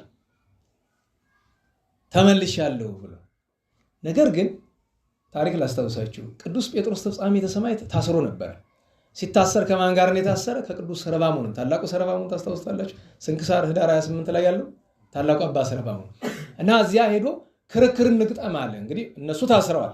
እሱ ግን ዘመን የወደደው ጊዜ የወለደው ሰው ነውና አርዮስ ከውጭ ሆኖ እንደ ባለስልጣን እንከራከር እስቲ አቅሞ ካላችሁ ብሎ ወደ መምህሩ መጣ። ያን ጊዜ ማን ይሰማል? አባ ሰረባሞን ሰማ። ቅዱስ ሰረባሞን ሰምቶ በምን ልከራከር ትወዳለህ አለ። በዚህ መጽሐፍ አለው። ምክንያቱም ቅዱስ ሰረባሞን ሲናገር ካፉ ነጸብራቅ እሳት ይወጣል። ሁሉ ጧቅ ያደርገዋል። መስማት ብቻ አይደለም፣ እንደ እሳት ያንገበግበዋል። ለምን? ጋኔን አድሮበት ስለመጣ። በኋላ ናስቲ ቀረብ በል አለው አባ ሰረባሞን። ናስቲ ያለው አርዮስ በእስር ቤቱ ቀረብ ሲል ይሄ አንገት ላይ የሚደረግ ዛሬ ስካርፕ እንደምንለው አይደል? በሱ አንገቱን ጠለፍ አደረገና አንቆ ያዘ። አንተ የክርስቶስ ጠላት፣ የሰማይ ምድር ፈጣሪን ፍጡር እያልክ የምትሰድብ። ከዚያ እንደዚያ እንደያዘው ወደ ቅዱስ ጴጥሮስ ተመለከተ። መምህሬ አለው። በእድሜ አባ ሰረባሞን ይበልጣል፣ በማዕረግ ግን ሊቀ ጳጳሳት ነው። አባ ሰረባሞን ኤጲስቆጶስ ነው። መምህሬ አባቴ፣ እኔ ካህን ነኝ፣ ሰው ልገል አልችልም፣ ግን እሳት ከሰማይ ወርዳ እንድትበላው ግን ማድረግ ይቻለኛል፣ እግዚአብሔር ሰጥቶኛል። እንደዚያ ይሁን ወይ አለው። ተው፣ ቀን አለው፣ በቀኑ ቀን ይጎዳል። ይሄ ሰው ለክፋት የጀመረው ነገር ኋላ ለቤተክርስቲያን የሚጠቅም ነገር ይሆናል። ታላቅ ጉባኤ ስለሚደረግ ተው፣ አሁን አትግደለው ብሏል። ለቀቀው። እየተንደፋል ወጥቶ ሄዷል። ነገሩም አልቀረም። ቅዱስ እለእስክንድሮስና አኪላስን አስታርቁኝ ብሎ ሲላቸው ሲሄዱ ጌታችን የተቀደደ ልብስ የለበሰ ሕፃን ተመስሎ ታይቶት ነበርና ምን አለ? ገና ከበር መድረክ ላይ አንድ እግሩ ሲገባ ውጉዝ አርዮስ በሰማይ ወበምድር ብሎ ቢሎ ተንደፍድፎ ወድቋል። አይ አባታችን እናስታርቅ መስሎን በረከት ስንሻ መቅሰፍት መርገም አመጣን አሉ። አይ ልጆቼ፣ በተለይ ለእስክንድሮስ አንተ ልጅ አትደንግጥ፣ አርዮስ ከተሆኑ አይመለስም፣ ሲያታልላችሁ ነው እና ጌታዬ እንደዚህ ሆኖ ታይቶኛል እና እንደዚህ አሁን አይቶ ምን ነው ጌታዬ ብለው አርዮስ ተጣለ ልብስ። አርዮስ ልብሴን ቀደደ ዘብሄል ፈለጠኒ ማወዩ መንፈስ ቅዱስ ከባህሪ አባቴ ካብ ከባህሪ ከመንፈስ ቅዱስ ለይቶ ወጥቶ ሰባት ፍጡር አለኝ እንዳትቀበለው ብሎኝ ነው አለ። ከዚያ አኪላስን ተጠንቀቅ አንተ ብሎ አስጠንቅቆታል፣ አልሰማም። ለእስክንድሮስን ግን በአንተ ዘመን ደግ ነገር ይደረጋል አለው። እንደተባለ አኪላስ ተሾመ፣ በ6 ወሩ ተቀሰፈ። ቅዱስ እለእስክንድሮስ ተሾመ። ቅዱስ እለእስክንድሮስ ከተሾመ በኋላ በአማካኝ ለ13 ዓመታት ያክል ጉባኤ ኒቅያ አልተደረገም። ከመደረገው ፊት በየጉባኤው እየሄደ ሲያመለክት ለእስክንድሮስ እየሄደ ሲረታው፣ በዚህ ወቅት ደግሞ ሌሎችም የረብሹ መናፍቃን ነበሩ። ግን ደጋግ አባቶች ደግሞ ነበሩ። እንደነ ቅዱስ አባት ማን ነው ይባላል፣ ይሄ ቀኝ አካሉ በዘመነ ሰማዕታት እንደ ዲዮቅልጥያኖስ ቀኝ አካሉን አሰቃይቶ ሽባ ያደረጉት አባት ባለፈው ነግራችኋለሁ። ባለውለታችሁ ነው ብያችሁ። ዲያቆን በጉባኤ ኒቅያ ነው እኮ ዲያቆን እንዲገባ እንዲያገባ የተፈቀደች እኮ ከጉባኤ ኒቃያ በፊት እኮ ዲያቆን በድንግልና ነው የሚኖር የነበረ፣ ማግባት አልነበረም። ከጉባኤ ኒቃያ በፊት በ3ኛው ክፍለ ዘመን በነበረው ጉባኤ ላይ ተወሰነ ዲያቆን እንዳያገባ። ያ ውሳኔ ደግሞ የቤተክርስቲያን ውሳኔ ነው። የጉባኤ ውሳኔ የቤተክርስቲያን ውሳኔ ነው። ኧረ በሞት አንድ ሰው እሺ፣ እኛ ገድላት የምናሳተምበት ማህበር ስሙ ማን እና ቅዱስ በፍኖትዮስ ታዲያ ቅዱስ አባ በፍኖትዮስ እኮ ነው። አይ እና አባቶቼ እንደ ይቅርታ አድርጉልኝ፣ እኛ የኋላው ትውልድ እንደኛ አይነት አይሆንም እና ስለዚህ ይፈቀድ ያግቡ ብሎ እኮ መንፈስ ቅዱስ እንዳይቆ ጌታችን በአምሳለ ገሊላዊ አይደል ለዚህ አይነበረ ቢሉት እውነቱን ነው ስሙት ብሏቸው ተቀብለውታል። እና ዛሬ ታገቦም ያሰባችሁ ሁለት አለባችሁ ያገባ ነው እንደዚህ ለምን መቼም ችግር ነው። አይዋቸው ካቶሊኮች ማግባት አይችሉም አይደል ቄሶች መቼም ዛሬ ወረደብን ነው የሚሉኝ እንጂ ታውቃላችሁ በጣም ብዙ ጉድ አለ። ፌት ቢያጡን ታውቃላችሁ አይደል? በአንድ ቸርች ብቻ ጀርመን ውስጥ 283 ታዳጊ ወንዶች ተደፍረው እንደተገኙ ወንዶችን ማለት የካቶሊክ ቄሶች ማለት ናቸው። ጀርመን ውስጥ በፍርድ ቤት ተይዞ የኖረ ኬዝ ነው። አውስትራሊያ ብትሄዱ ማአት ጉድ ነው። አሜሪካ ብትወርዱ ማአት ጉድ ነው። አውሮፓ ውስጥ እንደዛ ነው።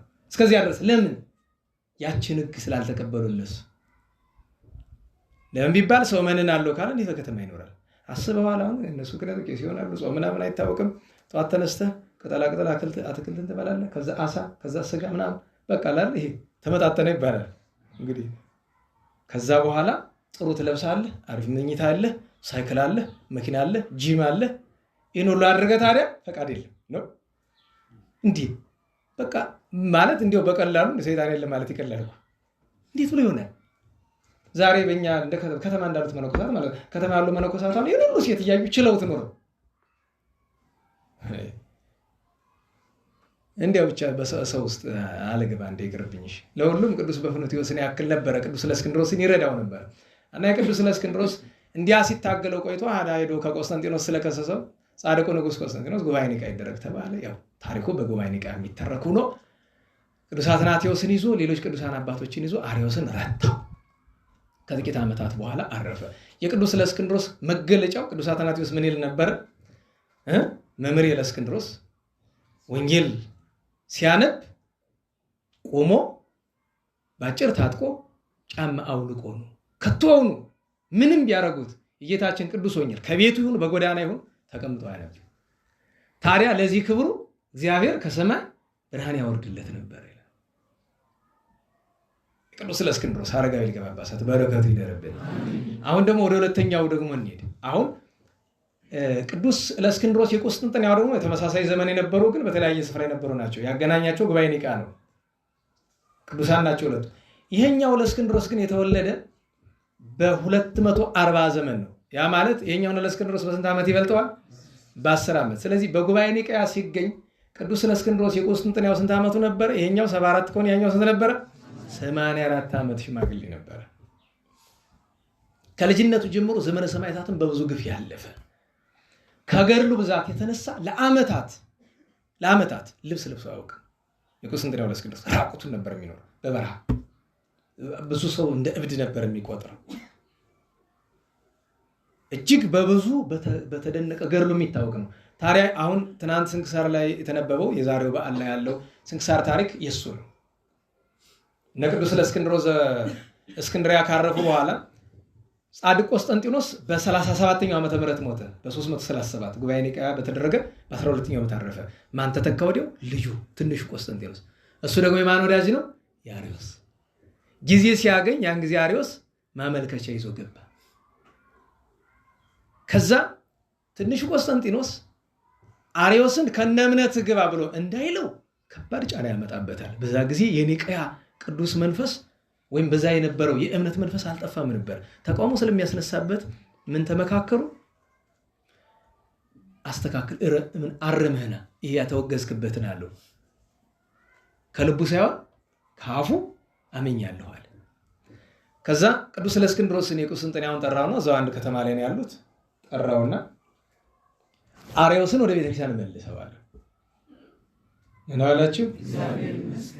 እንዴ ለምን? ቤተክርስቲያን ያወገዘችው ነው። በስሉስ ቅዱስ አያምንም እኮ አለው። ያምናል አለ።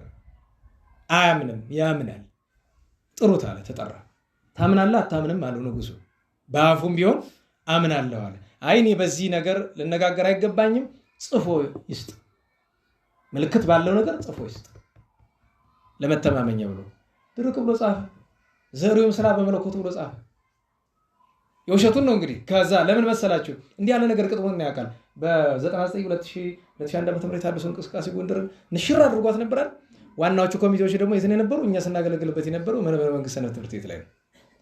እና ስብሰባ ተደርጎ እነኝታ ባሉበት ምንድነው ሲባል ግማሾቹ ምን አሉ?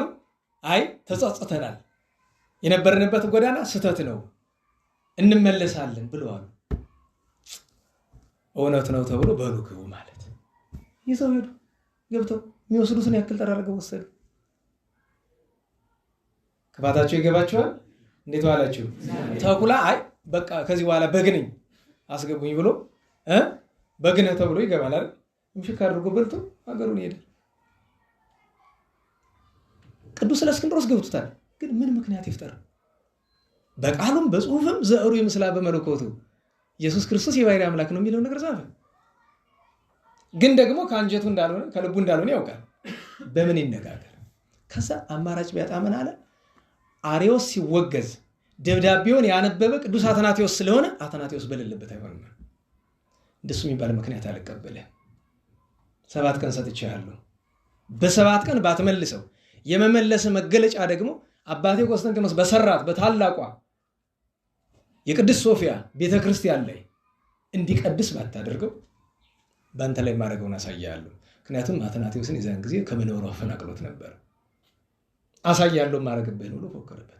ቅዱስ ለእስክንድሮስ የሚያሳዝነው መሰደዱ አይደለም፣ ቤተክርስቲያን ለጠላት መሰጠቷ ነው። ያችን ሳምንት ከእህል ከውሃ ተከልክሎ ጾመ፣ ጸለየ፣ አለቀሰ። ምን ይል ነበር? ጌታ ሆይ ቤተክርስቲያንን አድን። የአንድ መናፍቅ ወደ ቤተክርስቲያን ተመልሶ መግባት በእምነት አይደለም በተንኮል። ዛሬ ዜና አይታችኋል ፌስቡክ ላይ ፍኖተ ጽድቅና የሚባል የሆነ ታድሶ ድርጅት አለ አይደል? ያሰለጠናቸውን አስመረቀ ተብሎ የኛዎቹ ስራ አስኪያጁ ምናምን ሄደው የዚህ ጠቅላይ ቤተ ክህነት እና ከዛ እንዲህ ኮሜንት ማየት አልወድም፣ ግን እስቲ ልግባ አልኩኝና እዛ የኦቲሲ ቲቪ ቻናል ላይ ገባሁ። የመጀመሪያው አስተያየት አየሁት። አይ እንዲያው ይሄን ያህል በመቶ የሚቆጠር ሰው አስመረቁ ከምትሉ ምን አስተምሮ እንዳስመረቋቸው በተነገሩና አይቀርም ወይ? ምንድን ነው ያስተማሯቸው? አንድ ማን ነው ያስተማራቸው? ማን ነው? አንደኛ ነገር ምንድናቸው እነዚህ ተማሩ የተባሉት? ምንድነው ሊያስተምሩ ነው? ለግል ህይወታቸውን መጀመሪያ ነገር። ሁለተኛ ነገር ማን ነው ያስተማራቸው? የተመረጡ ደጋግ መምህራን ናቸው ወይስ ያ ሁልጊዜ የምናውቀው ያ አንቱ ፈንቶ ታድሶ ነው ያስተማራቸው? ምክንያቱም ይሄ ማህበር እንድታውቁት የነበጋሻው የነትዝታው ቅሪት ነው። ቤተክርስቲያን እንዲያጠፋላቸው ትተውት ይሄዱ ነው።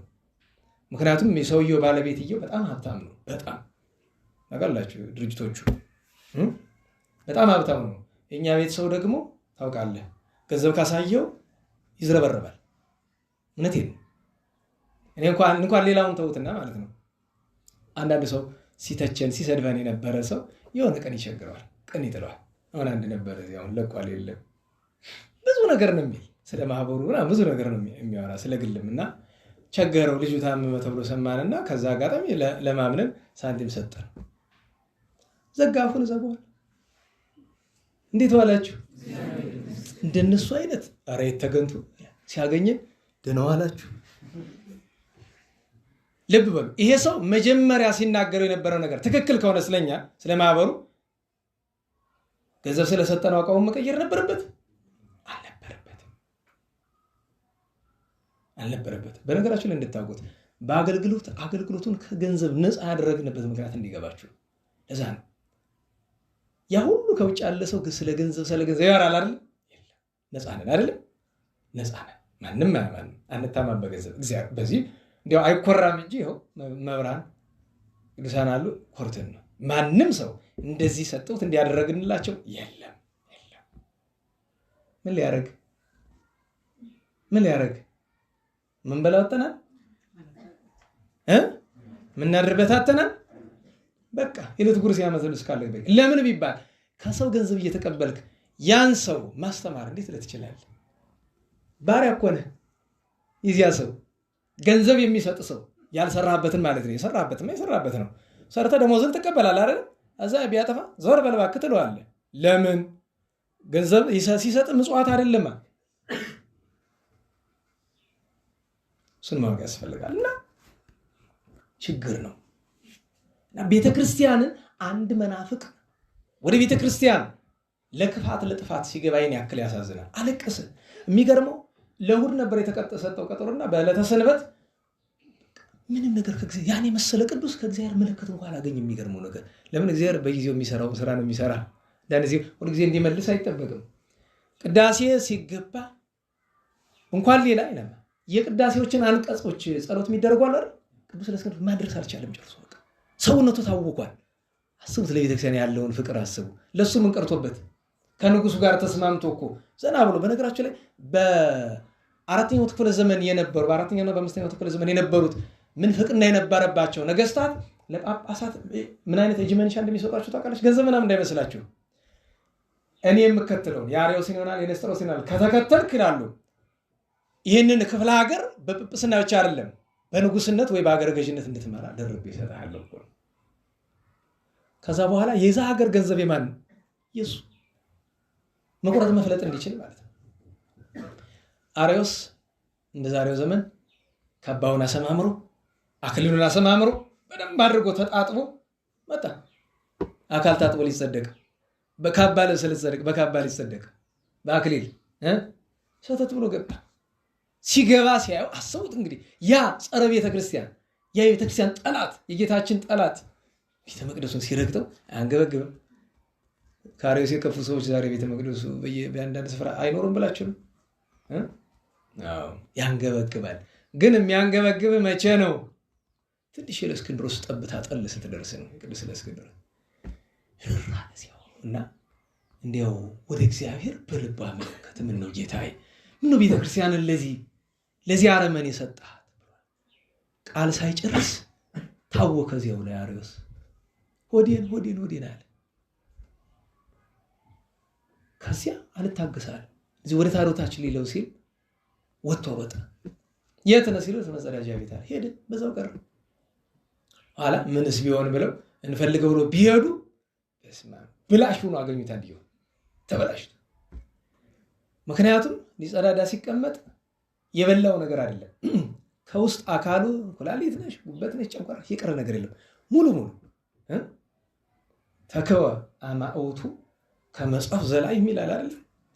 ይሄ ላም ከኋላ በኋላ ደርቆ ኩበት የሚሆነውን ነገር እንደምትጠል እንደዚያው በተከ በነገራችሁ ላይ አንዳንድ ሰው አንተ በሰሞት ደስ ይላል። ቅዱስ ለእስክንድሮስ ምን አለ? ደስ አለው ይላል። አዎ ፍትሐ እግዚአብሔር ሲገለጥ ደስ ይላል። መናፍቃን እምቢ አንመለስም ሲሉና ሲቀጡ ተድላችን ነው። እዚያ በኋላ አገልግሎ ይሄ በተደረገ በ3ኛ ዓመቱ አርፎ በዚህች ቀን ተቀብሯል። የቅዱስ ለእስክንድሮስ በረከቱ ይደረብን። ሲያርፍ እድሜው ወደ 96 ወይ 98 አካባቢ ይገመት ነበረ። ሰዓቱ ይደብናል። ወደ እመቤታችን ትምህርት እንምጣና ወላዲተ አምላክ በትንቢተ ኢሳይያስ ክፍል 18 ላይ ነን። እንደ ርዕስ ያነሳነው ነገር ባጭር እናድርገው።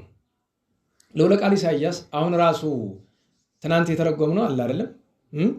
በዕለት ሪት የሚለውን እሱ ሲናገር ቆይቶ ቁጥር 23 ላይ ሲደርስ ነገስታት አማሁትኪ፣ ነገስታት አባቶችሽ፣ አያቶችሽ፣ አሳዳጊዎችሽ ናቸው።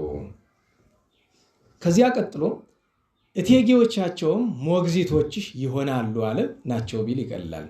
ግንባራቸውን ወደ ምድር ዝቅ አድርገው ይሰግዱልሻል፣ የእግርሽንም ትቢያ ይልሳሉ። እኔም እግዚአብሔር እንደሆንኩ ታውቂያለሽ፣ እኔንም በመተማመን የሚጠባበቁ አያፍሩም ይላል። ዛሬ ትርጓሜ ያናበዛም ባጭር የምናደርገው ትኩረታችን ሁለት ነገር ላይ ይሆናል።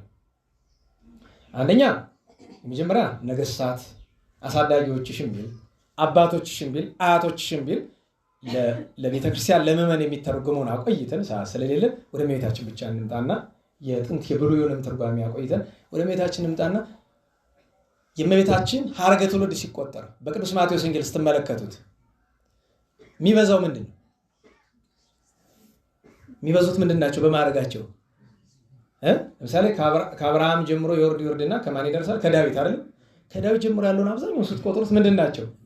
ነገስታት ናቸው። ነገስታት አያቶችሽ ናቸው፣ አባቶችሽ ናቸው ቢል የቀና ነው። ለማን? ዳዊት ሰሎሞን አያቶቿን ቢባሉ ያስኬዳል፣ አባቶቿን ቢባሉ። ምክንያቱም ለእመቤታችን ወላጅ አባቶቿ አይደሉም፣ ግን እመቤታችን ወለተ ዳዊት አለምትባል አያት ለማለት ደግሞ ለዳዊት ወለተ ወልዱ ይላል። ደግሞ አይደል ከእርሱ ዘር የተገኘ ከእሱ አረገ ትውልድ ከተገኘ ቅዱስ ሰው ስለተወለደች እመቤታችን። ስለዚህ ለሱ ያስኬዳል። እንዴት ባላቸው ስለ እቴጌዎቻቸውን ቢያነሳ ተርጓጉም እንደዚያው ነው ለሚስቶቻቸው። ግን በትርጓሜ ለመሳፍንት ቀጽሎም ቢነገር ያስኬዳል። የእመቤታችን ቅድመ አያቶች የሆኑ መሳፍንት የታወቁ ናቸው። ከዚያ ግን አሳዳጊዎች ስለሚል ግን ብንቀጽል እናውላችሁ አሳዳጊዎች ብንል ዳዊት ሰሎሞን አላሳደጓትም፣ ሕዝቅያስ ኢዮስያስ አላሳደጓትም አይደል? እመቤታችን ያሳደጋት ማን ነው? አረ እንዴት ዋላችሁ? እመቤታችን ያሳደጋት ማን ነው? እግዚአብሔር ነው። ሁላችንም ያሳድጓል። ብዙ ሆናችሁ ወደ አንድ ነው እንጂ እናት አባቷ አሳደጓት አንልም። በልጅነቷን ያረፉ ደግሞ አስረክቧል። ማን ያሳደጓት? ሐዋርያት። የት ነው ያደገች እመቤታችን? ቤተ መቅደስ ውስጥ እነማን ነው የሚኖሩ? ኧረ ወደማይታየው አትሄዱ፣ ወደ አቅማችሁ ነው ወደምታዩት ነገር። ቤተ መቅደስ ቢኖረው እነማን ናቸው? ታዲያ እኮ አሳደጊዎቿ ካህናት ናቸው። ዘካርያስ ሊቀ ካህናቱ፣ የእሱ ተወራጅ ቅዱስ ስምዖን እንዴት ያለ ምስጉን ካህን! እነሱ እኮ ናቸው። ሌሎችም ደጋግ ካህናት ነበሩ ስፍራው። አሳዳጊዎችሽ ካለ ለካህናት ቀጽሎ ነው። ተረድታችሁ ከሆነ ታዲያ ሲያሳድጓት እንዴት ነው? አባ ሕርያቆስ በቅዳሴ አለ ምን አለ? ኦድንግላኮ ወራዙት ስፉጣ ዘናዙኪ አላ መላእክት ሰማይ ሐወጹኪ በከመ ተበለ ካህናት ወሊቃነ ካህናት ወደሱኪ። ካህናት መደበኛዎቹ፣ ሊቃነ ካህናት ዘካርያስና ስምዖን ጠዋት ማታ ንጽሕናዋ እየገረማቸው። በነገራችሁ ላይ አስቡት፣ እንደዚህ ያለ ነገር እንኳን የእመቤታችን መዓዛ ቤተክርስቲያን ቆይተን ስንመጣ ከቅዳሴ ውጭ መዓዛ ዕጣኑ መዓዛ መስዋዕቱ ሲሸት እንዴት ደስ ይላል። ኧረ እንዲያው ወረድ ባለ እንኳን አንዳንድ ሰው የሚቀባው ሽቶ ከርቀት ጥሩ ሽቶ አለ። በነገራችሁ ሁሉ ሽቶ አንድ ላይ መስላችሁ ብዙ ሰው ጠንከር ያለ ሽቶ አትቀቡ። እኔ ልምከራችሁ እህቶቻችን፣ አንደኛ ሰውን ለክፋት ይጠራባቸዋል፣ ጠላትም ይጠራባቸዋል። ሳሳ ያለው ደግሞ ስትቀቡ ከጨርቃችሁ በጣም አታስጠጉት፣ ራቅ አድርጋችሁ ይበታል። ታውቃላችሁ፣ ኃይሉ ይቀንሳል። ሽቶ የሚረጭበት መሰረታዊ ዓላማ መጀመሪያ ደረጃ ሽቶ አለመጠቀም ይመከራል። ክርስቲያን ከሆናችሁ ሊቀርባችሁ ነው ይሻላል። ክርስቲያን ምን ይሽተታል ነው ጊዜ ውሃ ምን ነው የሚሸት? ምንም አይሸት አይደለም። ስለዚህ ክርስቲያን እንደዚያ ቢሆን ጥሩ። ቅዱሳን ግን አባ አርሳኔዎስን ታስታውሱታላችሁ። አባ አርሳኔዎስ ከበዓቱ ውሃ ያመጥለታል፣ ሰሌን የሚነክርበት ማለት ነው። ከዚያው እያነቀሰበት ደግሞ ንባውዛው ይንጠፈጠፋል፣ እነዚያ ላይ ይነክርበታል። እና ደቀ መዝሙር አባ ዳንኤል መጥቶ አባቴ ላውጣው ሲል ተው፣ ለሳምንታት ለወራት እዚያ ያስቀምጠው። ቤቱ በጣም ጠረኑ ይከብዳል ለመግባት ለመውጣት። እና አንድ ቀን አባቶች መጥተው አባት ሆይ ለምንድን ነው እንደዚህ የምታደርግ ብለው ሲሉት፣ ልጆቼ 40 ዘመን በዓለም ስኖር በሽቶ ላይ ብዙ ግፍ ሰርቻለሁ። ሽቶ ሳልቀባ ከቤት ወጥቻለሁ። የዛን ፋንታ መክፈል አለብኝ። እና ለኛ አፍንጫ በጎ የሆነ ነገር ሁሉ እግዚአብሔር ይወደዋል ማለት አይደለም። ግን ለኛም አፍንጫ በጎ የሆነ ለእግዚአብሔርም በጎ የሆነ ምን አለ? መዓዛ ዕጣን አለ፣ ሴክሲያን መዓዛው አለ። እውነቴን ነው። ካህናት አንዳንድ ጊዜ ልብስ የሚያጥብላቸው ካጡ እንዲያው ቤተሰብ የሌላቸው ከሆኑ እንዲያው ወስደው ሲያጥቡላቸው እንደ ሳይታጠብ ይህንንስ እንደ ማጠብ አይገባም ነበር። ለምን? አጥቤ መዓዛውን እንዳላስለቅቀው ተብሎ ዕጣኑ እውነቴን ነው። እኛ የሚገጣው ነው። እኛ ካህናት አይደለንም፣ እናጥን ሰዎች አይደል። ግን ቤተክርስቲያን በአገልግሎት ስንቆይ እንደዚያ እና ይህስ ባይታጠብ አንዳንድ ሰው እንደዚህ እድፍ ያለው እኮ ግን መዓዛው ጥሩ ነው። እና ሲወጡ ሲገቡ ወደ ቤተ መቅደስ እና ይገርማቸዋል። በተለይ እነ ዘካርያስ እንዴት ናት እቺ ብላቴና እንዲህ ያለ መዓዛ። እና እኔ በነገራችሁ ላይ ምንድነው የሚባል የሆነ ነገር ለማግኘት ከፍተኛ ዋጋ ልንከፍልለት የምንችለው ነገር ይኖራል። የሆነ ነገር ለማግኘት እንደ አምላክ እናትን አስቡት፣ 12 ዘመን እየገቡ እየወጡ ለማየት ምን ቢታደሉ ነው?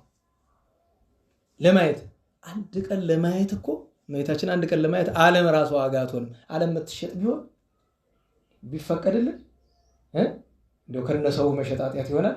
ሰውን አስወጥቶ ሰባቱን አህጉር በሙሉ ሽጦ ያ ተከፍሎ አንድ ቀን እመቤታችን ማየት ቢቻል ሌላ ምን ያስፈልጋል? አባ ይስሐቅን አታስታውሱ?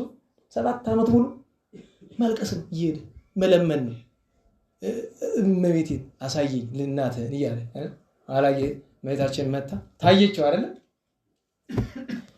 ምን ልትለምነኝ ነው የጠራኸኝ አለች። በቃ ይኸው እናሳ ሰጂ። አሁን አንቺን አይቼ ደግሞ ሌላ ነገር ላይ ሰጂ እንደነ ያ ደግሞ ማን የሚባል ሴት ወዶ ሲሰቃይ የነበረው ፊላታውስ እንደሱ ደግሞ ሴት ወዶ በመጨረሻ ግን በፍለጋ ሴት ሲፈልግ እመቤታችን ጋር ተገናኘ። ምድራዊ ሴት ሲፈልግ ሰማያዊትን አገኘ። በዚያ መንኑ ያው ለቅድስና ለርስት ለመንግስት በቅቷል። እና ያ ነው። እና ካህናቱ ሊቃነ ካህናት ወደሱኪ ማለት በቃ ያሉ ብርሃኗን፣ ንጽህናዋን፣ መዓዛዋን ያያች ታዳጊ ኋላ የጌታ እናት የምትሆን እና አሳዳጊዎችሽ ባለው ተቀጽሎ የመጣ ነው። እንዲህ ካልነ በኋላ ቀጥሎ ግንባራቸውን ወደ ምድር ዝቅ አድርገው ይስገዱ። አሁን ይሰግዱልሻል ባለው አንደኛ ስርዓተ ስግደት ያስተምራል። እዚህ ተነግራቸዋለሁ። ስግደት ስንት ነገር መሬት መንካት አለበት። 2 እግራችንን ይሄ መሬት የሚረገጠው ምንጊዜም እሱ ከመሬት ውጭ መሆን አይችልም አይደል? የትም ብንሆን እሱ መርገጡ አይቀርም። ከሱ ውጭ ስንት ነገር ነው? 5 ነገር አለ። 2 ጉልበት፣ 2 እጅም የእጅ ጉልበት ታውቃላችሁ አይደል? ትክክለኛው ስግደት አባቶች እንደዚህ ነው ያሉ። የእጃችን እነዚህ አይደሉ ጉልበቶቹ፣ እነዚህ የእጅ ጉልበት ግን በጣም ላለመደው ስለሚከብድ ቢያንስ እንደዚህ ያድርገን። በእጅ ጉልበት ቢያንስ የአውራ ጣታችን ቢከብድ ደግሞ እንደዚህ። ከዛ 2 እጅ 2 ጉልበት፣ 5ኛ ምንድን ነው? አዎ እነዚህ ሁሉ ካልተሟሉ ስግደት የለም፣ ተሰገደ አይባልም። በሰንበትና በአበይት በዓላት ካልሆነ በቀር በሰንበትና በአበይት በዓላት እንዲህ አይደለም ማለት ቤተክርስቲያን ስንገባ የምንሰግደውን ሳይሆን ግን በሰጊድ ደረጃ በሰንበትና በአበይት በዓላት ብዙ መስገድ ከፈለግን ሰጊድ ከተባለ የግድ ግንባር መሬት መንካት አለበት። ስለዚህ ምን ነገረን? ስርዓተ ስግደት ግንባራቸውን ወደ ምድር አስነክተው እዚህ ቤት ስለ ስግደት ነግራቸዋለሁ።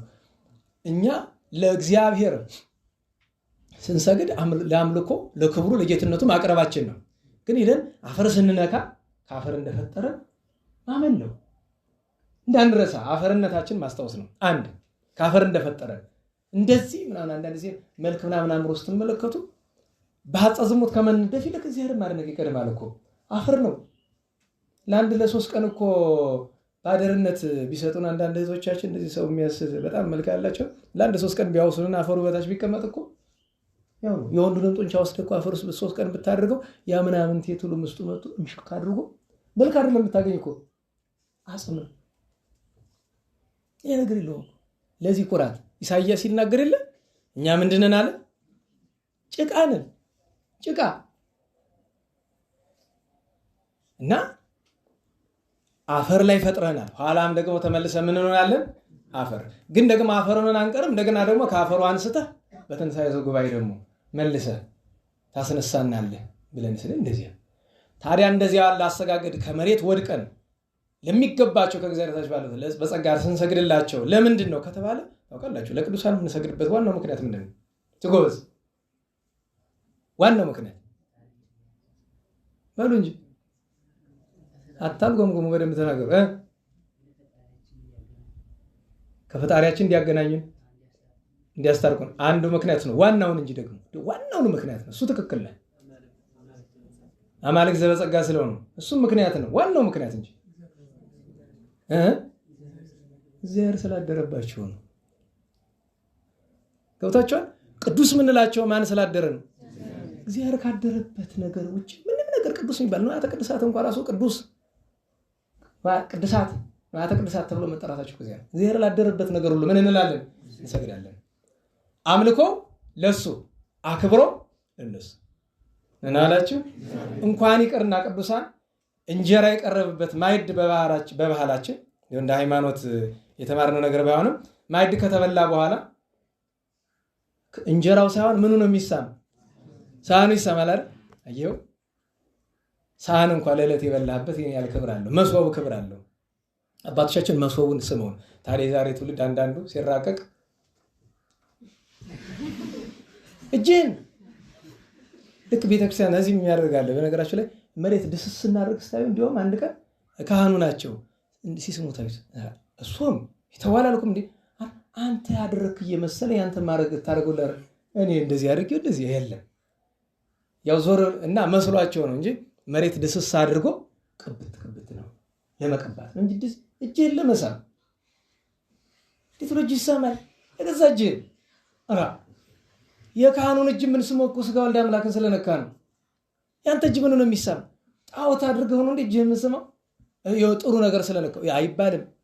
እንዴት ብሎ ተው እንጂ ነው አይደለ? እና ማወቅ ያለባችሁ ነገር ለቅዱሳን የምንሰግድበት ዋናው ምክንያት ቅዱስ እግዚአብሔር ስላደረባቸው ነው። ታዲያ ቅድም ብያቸዋለሁ፣ አምልኮ ለጌታችን አክብሮ ለቅዱሳን ለነሱ ነው። አዎ። እና አፈር ድረስ መድረሳችን ለምንድን ነው ቢሉ እኛ ኃጥአን ነን፣ የተዋረድን ነን፣ እናንተ ግን ቅዱሳን ናችሁ ብሎ መንገር ነው። አንድም ፍጹም አክብሮ ነው በግንባር ወድቆ መስገድ። ከዚያ ሁለተኛ የምንማረው ነገር ግንባራቸው ወደ ምድር ዝቅ አድርገው ይሰግዱልሻል ነው ያሉ። እንግዲህ መሬት ላይ ወድቀው ይሰግዱልሻል ነው። አሁን ይህን መናፍቃንን ብትጠሯቸው ለኢየሩሳሌም ነው የተባለ የሚሏቸው። አዎ በመጀመሪያው ትርጉም ለኢየሩሳሌም ነው እና ወላችሁ ታዲያ ለአንዲት ከተማ የሚሰገድ ከሆነማ ብሎ እኮ የገዛ መረቻ ጨንገራቸውን አመጡ ማለት ነው። እስቲ ምን ይሉ አይ ለእግዚአብሔር ነው እንዳይሉ ይሰግዱልሻል ተብሎ ስጦታ ተቀይሯል። ሰግዱልኪ ነው ሰግዱልሻል የለም ማምለጫ የለው። አያችሁ ይሄንን እየተናገረ ያለ ኢሳይያስ አይደለም። ማን ነው? አዎ ይሰግዱልኛል አይደለም ያለ ይሰግዱልሻል። አሰጋገዱ ደግሞ እንደዚች አይደለም፣ እንደዚህ ሸብረክ አይደለም።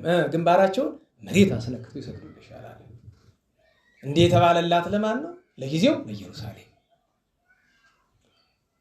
ቀጥሎ ለቤተ መቅደስ፣ ለቤተ ክርስቲያን። አዎ ለዚያ እኮ ነው ቤተ ክርስቲያን ስንገባ ስንወጣ ታዲያ ምን ይላል? እንዲያው ስግዱ ለእግዚአብሔር በአጸደ መቅደሱ ያለው የቅዱስ ዳዊት ኃይለ ቃል አለ አይደለም? እዚህ ደግሞ ቤተ ክርስቲያን ኢየሩሳሌም ናት። ቤተ እግዚአብሔር ሲገባ ታውቃላችሁ አይደለም? እንደ ስናሩ ንጉስ ይላል። ስናሩ ንጉስ ይመጣ ወዲያ ማሪ ይሰግዳል። ልፍሉ ጃን ተከል ይደርሳል። በረኛ አስቡት እኮ ንጉስ እኮ ነው ባገሩ እሱም ባገሩ እኮ የሚሰግድለት ነው። ግን ሲመጣ አጤ ፋሲል አሉ እዚያ ይሰግዳል። እለፍ ተብሏል ይላል። ይሰግዳል። እለፍ ተብሏል ይላል። ከዚያ ይሄ ወርቅ ሰቀላ የሚባለው ላይ ትልቅ ዙፋን አዘርግተው ጃግሬዎቻቸውን አቆመው አረድ አንቀጥቅጥ የሚባል ልብሰ መንግስታቸውን ለብሰው ሰይፍ አስመዝዘው ጠብቁታል። ሄዶቻቸው ይልካል። ተነስ ተቀመጥ በቀኝ ይሉታል። በቀኛቸው ያስቀምጡታል። እንዴት ዋላችሁ?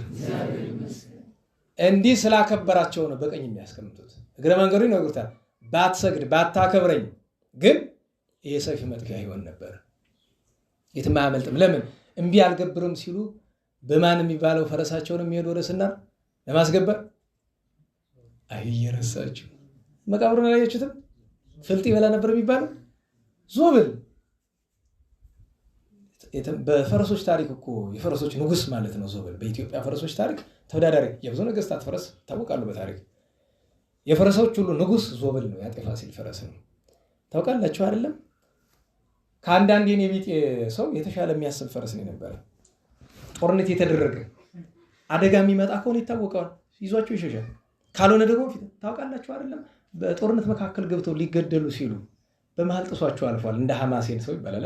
በመሃል በጠላት ምክንያቱም ወደ ኋላ ቢመለስ ምክንያቱም እሱ አይደለም የሚመታ እሳቸው ናቸው የሚመቱ። ስለዚህ ፊት ለፊት ጥሶ አልፏል።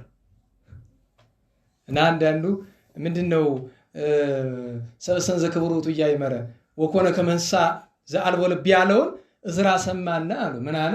እንስሳት ይሄይሱ ነው ያለ። እንዲያ ነው አንዳንዱ ሰው ሲወቀስ እንስሳ መሰልክ ይባላል አይደል? አንዳንዱ ግን እኔ ያለው እንስሳት በለጡ ይባላል። እንደዚህ አቆም ነናላችሁ። እና በእውነቱ ቤተክርስቲያን የልክ የስናሮግስ እንዳደረገው ያቺ ስርዓት ምሳ ቤተክርስቲያን የሚገባ ሰው ላደለው እንዴው እዚህ እድሜ ልካችን እዚህ ስለምንኖር እንዴው መድከሙ እንደዚያ ስላለ ነው እንጂ ቤተክርስቲያን ሲገባ የመጀመሪያው ገና አበሩ ላይ ይሰግዳል። የስናሩ ንጉስ ምሳሌ ነው። እልፍ ብሎ ካጸዱ ሲደርስ ይሰግዳል። እልፍ ብሎ ካወደ ምሕረቱ ይሰግዳል። መስገድ ስለ እንደዚህ አይደለም። ሰው ዝም ብሎ ለራል መስቀል ለመባል በጣም ተጠባለች አይደል? ተወድቃ ካወደ ምሕረቱ ትሰግዳለህ። ቅኔ ማለት ገብተህ ትሰግዳለህ። ቅዱስ ላይ ስድር ትሰግዳለህ። ክህነት ያለው ከሆነ ከዚያ በኋላም እየሰገደ ነው የሚገባ። ከዛ ቤተ መቅደስ ከተገባ በኋላ 3 ጊዜ ይሰገዳል። ግድ ነው። ዝም ብለህ አንድ ጊዜ ጎንበስ ስለ ቀና የለም። እኔ በነገራቸው አሁን በቀደም በክብረ በዓሉ ቤተ መነኮሳትን እኛንም ይማረን። መጀመሪያ ቤተ መቅደስ ታጥቆ መግባት በየት ሀገር ነው ወንጀል የሆነ? እንደተጎናነፈ ይገባል ሰው። የተወሰኑ ደግሞ ጫማቸውን ይዘገቡ።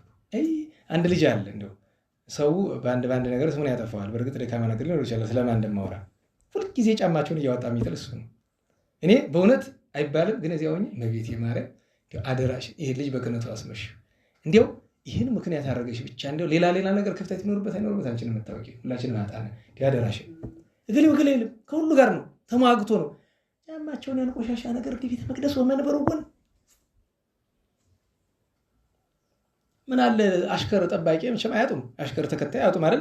ለአሽከራቸው ይዘህ ከውጭ ቁም አይሉት መቼም እሱ ወትሮም የሚመጣ ጫማ ለመያዝ ነው ብዬ ነው እንጂ ጸድቅ ብሎ አይመጣም ነው። እንደዛ ነው የለም። የነዚህ አይነት ሰዎች አሽከር የሚኮን ሰው ሳንቲም ሲፈልግ ነው ብዬ ነው። ጽድቅ ተፈልጎ ይቆም እና አስቡት። እስከዚያ ቤተ መቅደስን አለማክበር እንደዚህ መስገድ አታስቡት ጨርሱ። ክህነት የሌለው ሰውም ሲገባ ይቻላል። ስልጣን ስላለው ይሆናል እንግዲህ እንጂ ክህነት የሌለው ሰው ሲገባ በእኔ ይቻላል። አይጣል ነው ብቻ እሱን እንተው ብቻ። ቤተ መቅደስን ማክበር ይክበር። ስለ ቤተ ክርስቲያን ነው። ስለ አምላክ እናት እንምጣ። እንዴት ዋላችሁ? ከላይ ስንተረጉም መጠናለ ስለመቤታችን ግንባራቸው አስቡት። ምስለ ፍቁር ወልዳ ካለበት ቤት ጫማ አይለበስ ሲገባ ተቀደም ነው። ትናንት አላልኳችሁ? ወደዚህ ምን ይታያችኋል አላልኳችሁ? አዎ እናንተ ጋር የሚታይ ነገር አለ አይደል? ምናልባት ደግሞ የማይታይም ነገር ሊኖር ይችላል። እግዚአብሔር የሚያውቀው ሊኖር ይችላል። ለምን ካከበርናት አትለይም፣ ካላከበርናት ደግሞ ትለየናለች። ስለዚህ ስትገቡ ስትወጡ ሁልጊዜ ስንገባ ስንወጣ ምን እናደርጋለን? አዎ 10 ጊዜ ብትገባ ጠዋት አይቀድም ስገባ ሰግጃለሁ የሚባል ነገር የለም። ቤተ መቅደስም እንደዛ ነው። እመቤታችን ስላድኖ ካለበት ስንገባ ስንወጣ እኔ የሚገርማችሁ ነገር አንድ ቀን መጀመሪያ ቀን ከገዳማን መልእክተኛ አንድ ሰው መጥቶ እንደነሱ ያለ ጠጋ ያለው ነውና ሲገባ እመቤታችን ስላድኖ ግን መጋረጃ ተጋርዷል አየ። እጅ ነሳ እና ሁልጊዜ እንዴት የሰው አይረሳም እላለሁ። እንግዲህ መኖሪያ ቤት ነው አስቡት። መቃብር ቤትም ቢሆን መኖሪያ ነው። ሁልጊዜ ይገርመኛል ሁልጊዜ።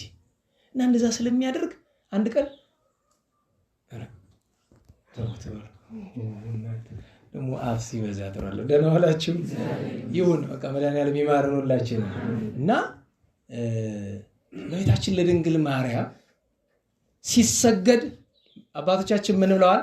ከላይ የተተረጎመውን ምን ብሏል? ነገስታት መሳፍንት ብለን የለም። በኋላ ምን ብለው ተረጎሙ አባቶቻችን? ነገስታት ያላቸው ቅሉ ሐዋርያትን ነው። ለምን? በፍጥረቱ ላይ ምን ሰጥቷቸዋል? ስልጣን። መሳፍንት ያላቸው ማንን ነው? አርድእትን ነው። ስለዚህ እነሱ ጫማሽ ወድቀው ግንባራቸውን አፈር መሬት አስነክተው ይሰግዱልሻል የተባሉ እኛ ተራዎቹ በሰግድላት ምን ይደነቃል? ሐዋርያት አርድእት ይሰግዱላታል። ኧረ እሱን እናቆየውና ሊቃነ መላእክት ሰራዊተ መላእክት ይሰግዱላታል።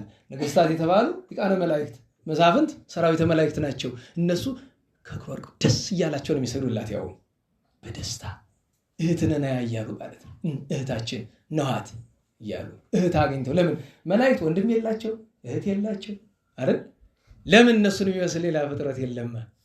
እርስ በርስ ግን ወንድማማቾች ናቸው። ሚካኤል የገብርኤል ወንድም፣ ገብርኤል የሚካኤል ወንድም እንደሚለው የዋህ አነጋገር ጥሩ ነው። ነገሩ አይነቀፍም። እንደ ወንድማማች ናቸው ግሩማን መላእክት። ግን እህት የላቸውም ነበርና እርግጥ ወንድም ስላችሁ መላእክት ጾታ የላቸውም። ግን ንጽህናዋን አይተው ከነሱ የሚበልጥ ንጽህና ከፍጡር ወገን አይተው ስለማያውቁ ነው እና ሰግዱላታል። ኋላም ነቢያት፣ ሐዋርያት፣ ጻድቃን፣ ሰማዕታት፣ ደናግል፣ መነኮሳት፣ ባሕታውያን፣ ሊቃውንት ሁሉም ሰግደውላታል እመቤታችን። እና በእውነቱ ይህንን ሲናገር ነው። አንዲት ኃይለ ቃልን ጨምር፣ የእግርሽንም ትቢያ ይልሳሉ። ለኢየሩሳሌም ተርጉመው ወአክበርዎ ለመሬታ ረስታችሁት ነው የተረጎመ ነው። ወአክበርዎ ለመሬታ ኢየሩሳሌም እምነ ኩሉ ዓለም ይከብር መሬታ ይላል መጽሐፍ አይደል? በዓለም ካለ ሁሉ መሬት አፈር ሁሉ የማን አፈር ይከብራል? ኢየሩሳሌም። ነቢያት ሐዋርያት የረገጡት ከሁሉ በላይ የአምላክ እናት ከእመቤታችን በላይ የፍጥረት ጌታ መድኃኒታችን የረገጠው አፈር ምን ይደንቅ እና መላስ ማለት ስለ ፍቅር ነው። ለናላችሁ ስለ ፍቅር ነው። አንድም መላስ ማለት መቼስ ሰው ሲሰግድ በግንባሩ ከለ በኋላ በከንፈሩ ሲል እዚህ ላይ አፈር ይዞ መነሳት ይቀራል? አዎ። ወይ ለእሱ ያለው ለሱ ያስተረጉማል። ግን ዋናው ስለ ፍቅር ነው። በነገራችሁ ላይ ምዕመናን እምነት በቤታችሁ እቤት ሲኖር ምንድነው የምትሉት? አመድ አይደል? ቤተክርስቲያን ሲመጣስ ቤታቸው ያለውን አመድ ተጠየፉታላችሁ አይደል? ቤተክርስቲያን ያለው ግን ክቡር ነው፣ ወርቅ ማለት ነው። ያንን እኩል በምላሱ ይልሰዋል፣ እኩል በግንባሩ ይቀባዋል፣ በደረቱ። አየህ፣ እንደዚያ ነው። ወይ ለሱ ቤታችን ስም የተጠራበት ለምን? ያ ዋናው እምነት የሚገኝ ከምንድን ነው? ከማይጠንት አይደል? ማይጠንቱ ላይ ፍህሙ ወደ እምነት ይለወጣል፣ ወደ እምነትነት ይለወጣል አይደል? ያንን ነው የምንቀባው። ያ እዚያ ውስጥ የነበረው ፍህሙን የቻለች የተሸከመች ራሷ ማይጠንቷ ማናት? እመቤታችን ናት። እዚያ የተገኘው ወይ ለሱ ጸበለ እግርኪ ተባለ እሱ ነው። ኋላ ግን ይህንን የሚመስል ጥቅስ ደግሞ ወደፊት ይጠብቀናል። የዚያኛው ያኛው ግን ይሄ ለወዳጆቿ ነው፣ ለነቢያት፣ ለሐዋርያት፣ ለጻድቃን፣ ለሰማዕታት፣ ለመላእክት፣ ለሊቃነ መላእክት፣ ለምእመናን ነው። ወደፊት የሚጠብቀን ግን እንደሚሰግዱላት ይናገራል። ግን ወደሽን ቆማጤ ንጉሥ ተመርቂ ያለው አይነት ደግሞ ወደፊት እናመጣዋለን። የናቁሽ የሚል ጥቅስ አታስታውስም? የናቁሽ ሁሉ እናመጣዋለን፣ እሱን በጊዜው እናመጣዋለን። እንግዲህ ብዙ ነው የኢሳይያስ ኃይለ ቃሉ። ከዚህ በኋላ 3 ትንቢት ብቻ ነው ምን መርጥ ከቀረ ነገር አንዱ ያኛው እናደርገዋለን። እግዚአብሔር መድኃኔዓለም የእመቤታችን ጣዕመ ፍቅሯን ያሳድርብን፣ የቅዱሳንን በረከት ያሳድርብን። ሰዓት ካለን ታምር እንናገራለን። ይሄዳል ሰዓቱ። እንዴት ዋላችሁ? ስለዚህ አጭር ስላችሁ 1 ደቂቃ የማይሞላ አባታችን አባ ሳሙኤል ዘዋልድባ የእመቤታችን ወዳጅ ከምንላቸው ከብዙ ቅዱሳን አንዱ ናቸው። አባ ሳሙኤል በ13ኛው ክፍለ ዘመን ነበሩ። የዋልድባ አባት ናቸው። እመቤታችን በጣም ከመውደዳቸው የተነሳ ውዳሴዋንና ቅዳሴዋን ሳይደግሙ አይውሉም በየዕለቱ። እና ውዳሴዋንና ቅዳሴዋን ሲደግሙ ከመሬት ክንድ ከፍ ይላሉ። ይሄ ድንቅ ነገር ነው። መሬት ምክንያቱም የእመቤታችን ውዳሴ ቅዳሴ የሚደግም ሰው አፈር አይንካው ነው። አፈር ለምን ይነካዋል? እንደዚህ አተብሎ የሚያስደንቀው ነገር አንድ ቀን ከበዓታቸው ቆሞ ሲጸልዩ በዙሪያ ያሉ መነኮሳት ድንቅ ነገር ታየ። እሳቸው ብቻ አይደሉም፣ ቤቱም ተነቅሎ ከመሬት በላይ ሄደ።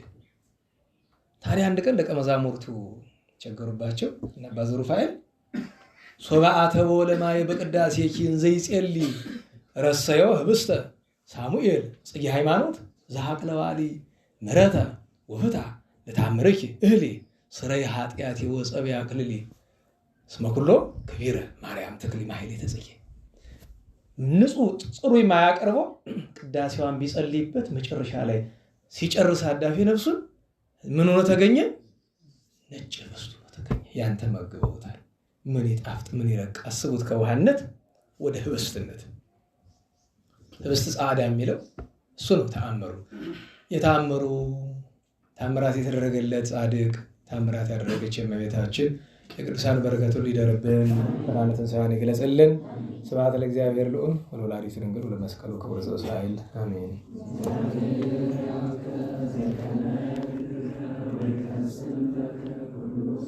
አሜን።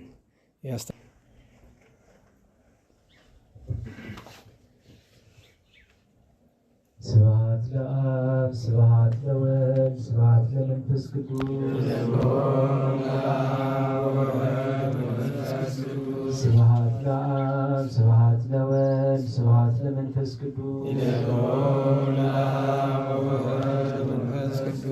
ስብሐት ለአብ ስብሐት ለወልድ ወመንፈስ ቅዱስ ይደሎሙ ለአብ ወወልድ ወመንፈስ ቅዱስ ስብሐት ለእግዝእትነ ማርያም ድንግል ወላዲተ አምላክ ይደለዋ ለእግዝእትነ ማርያም ድንግል ወላዲተ አምላክ ስብሐት ለመስቀለ እግዚእነ ኢየሱስ ክርስቶስ ይደሎ ለመስቀለ እግዚእነ ኢየሱስ ክርስቶስ ክርስቶስ በምሕረቱ ይዘከረ አሜን ምጽአቱ ያስታፍ አሜን የሰቦተ ስሙ ያንቀሐ አሜን አምልኮቱ ያጽናን አሜን እግዝእትነ ማርያም አይርጊ ጸሎተ አሜን ወአስተስሪ ኩሎ ኃጢአት አሜን በመንበሩ ለእግዚእነ አሜን ዘአብልዐነ ዘንተ እስመ ለዓለም ምሕረቱ አስቴነ ዘንተ ጽዋዕ እስመ ለዓለም ምሕረቱ ዘሰብአለነ ሲሳየነ ባህራዘነ እስመ ለዓለም ምሕረቱ ዘተአገሰ ለነ ኩሎ ኃጢአተነ እስመ ለዓለም ምሕረቱ ዘወሀበነ ሥጋሁ ቅዱሰ ወደሞ ክቡረ እስመ ለዓለም ምሕረቱ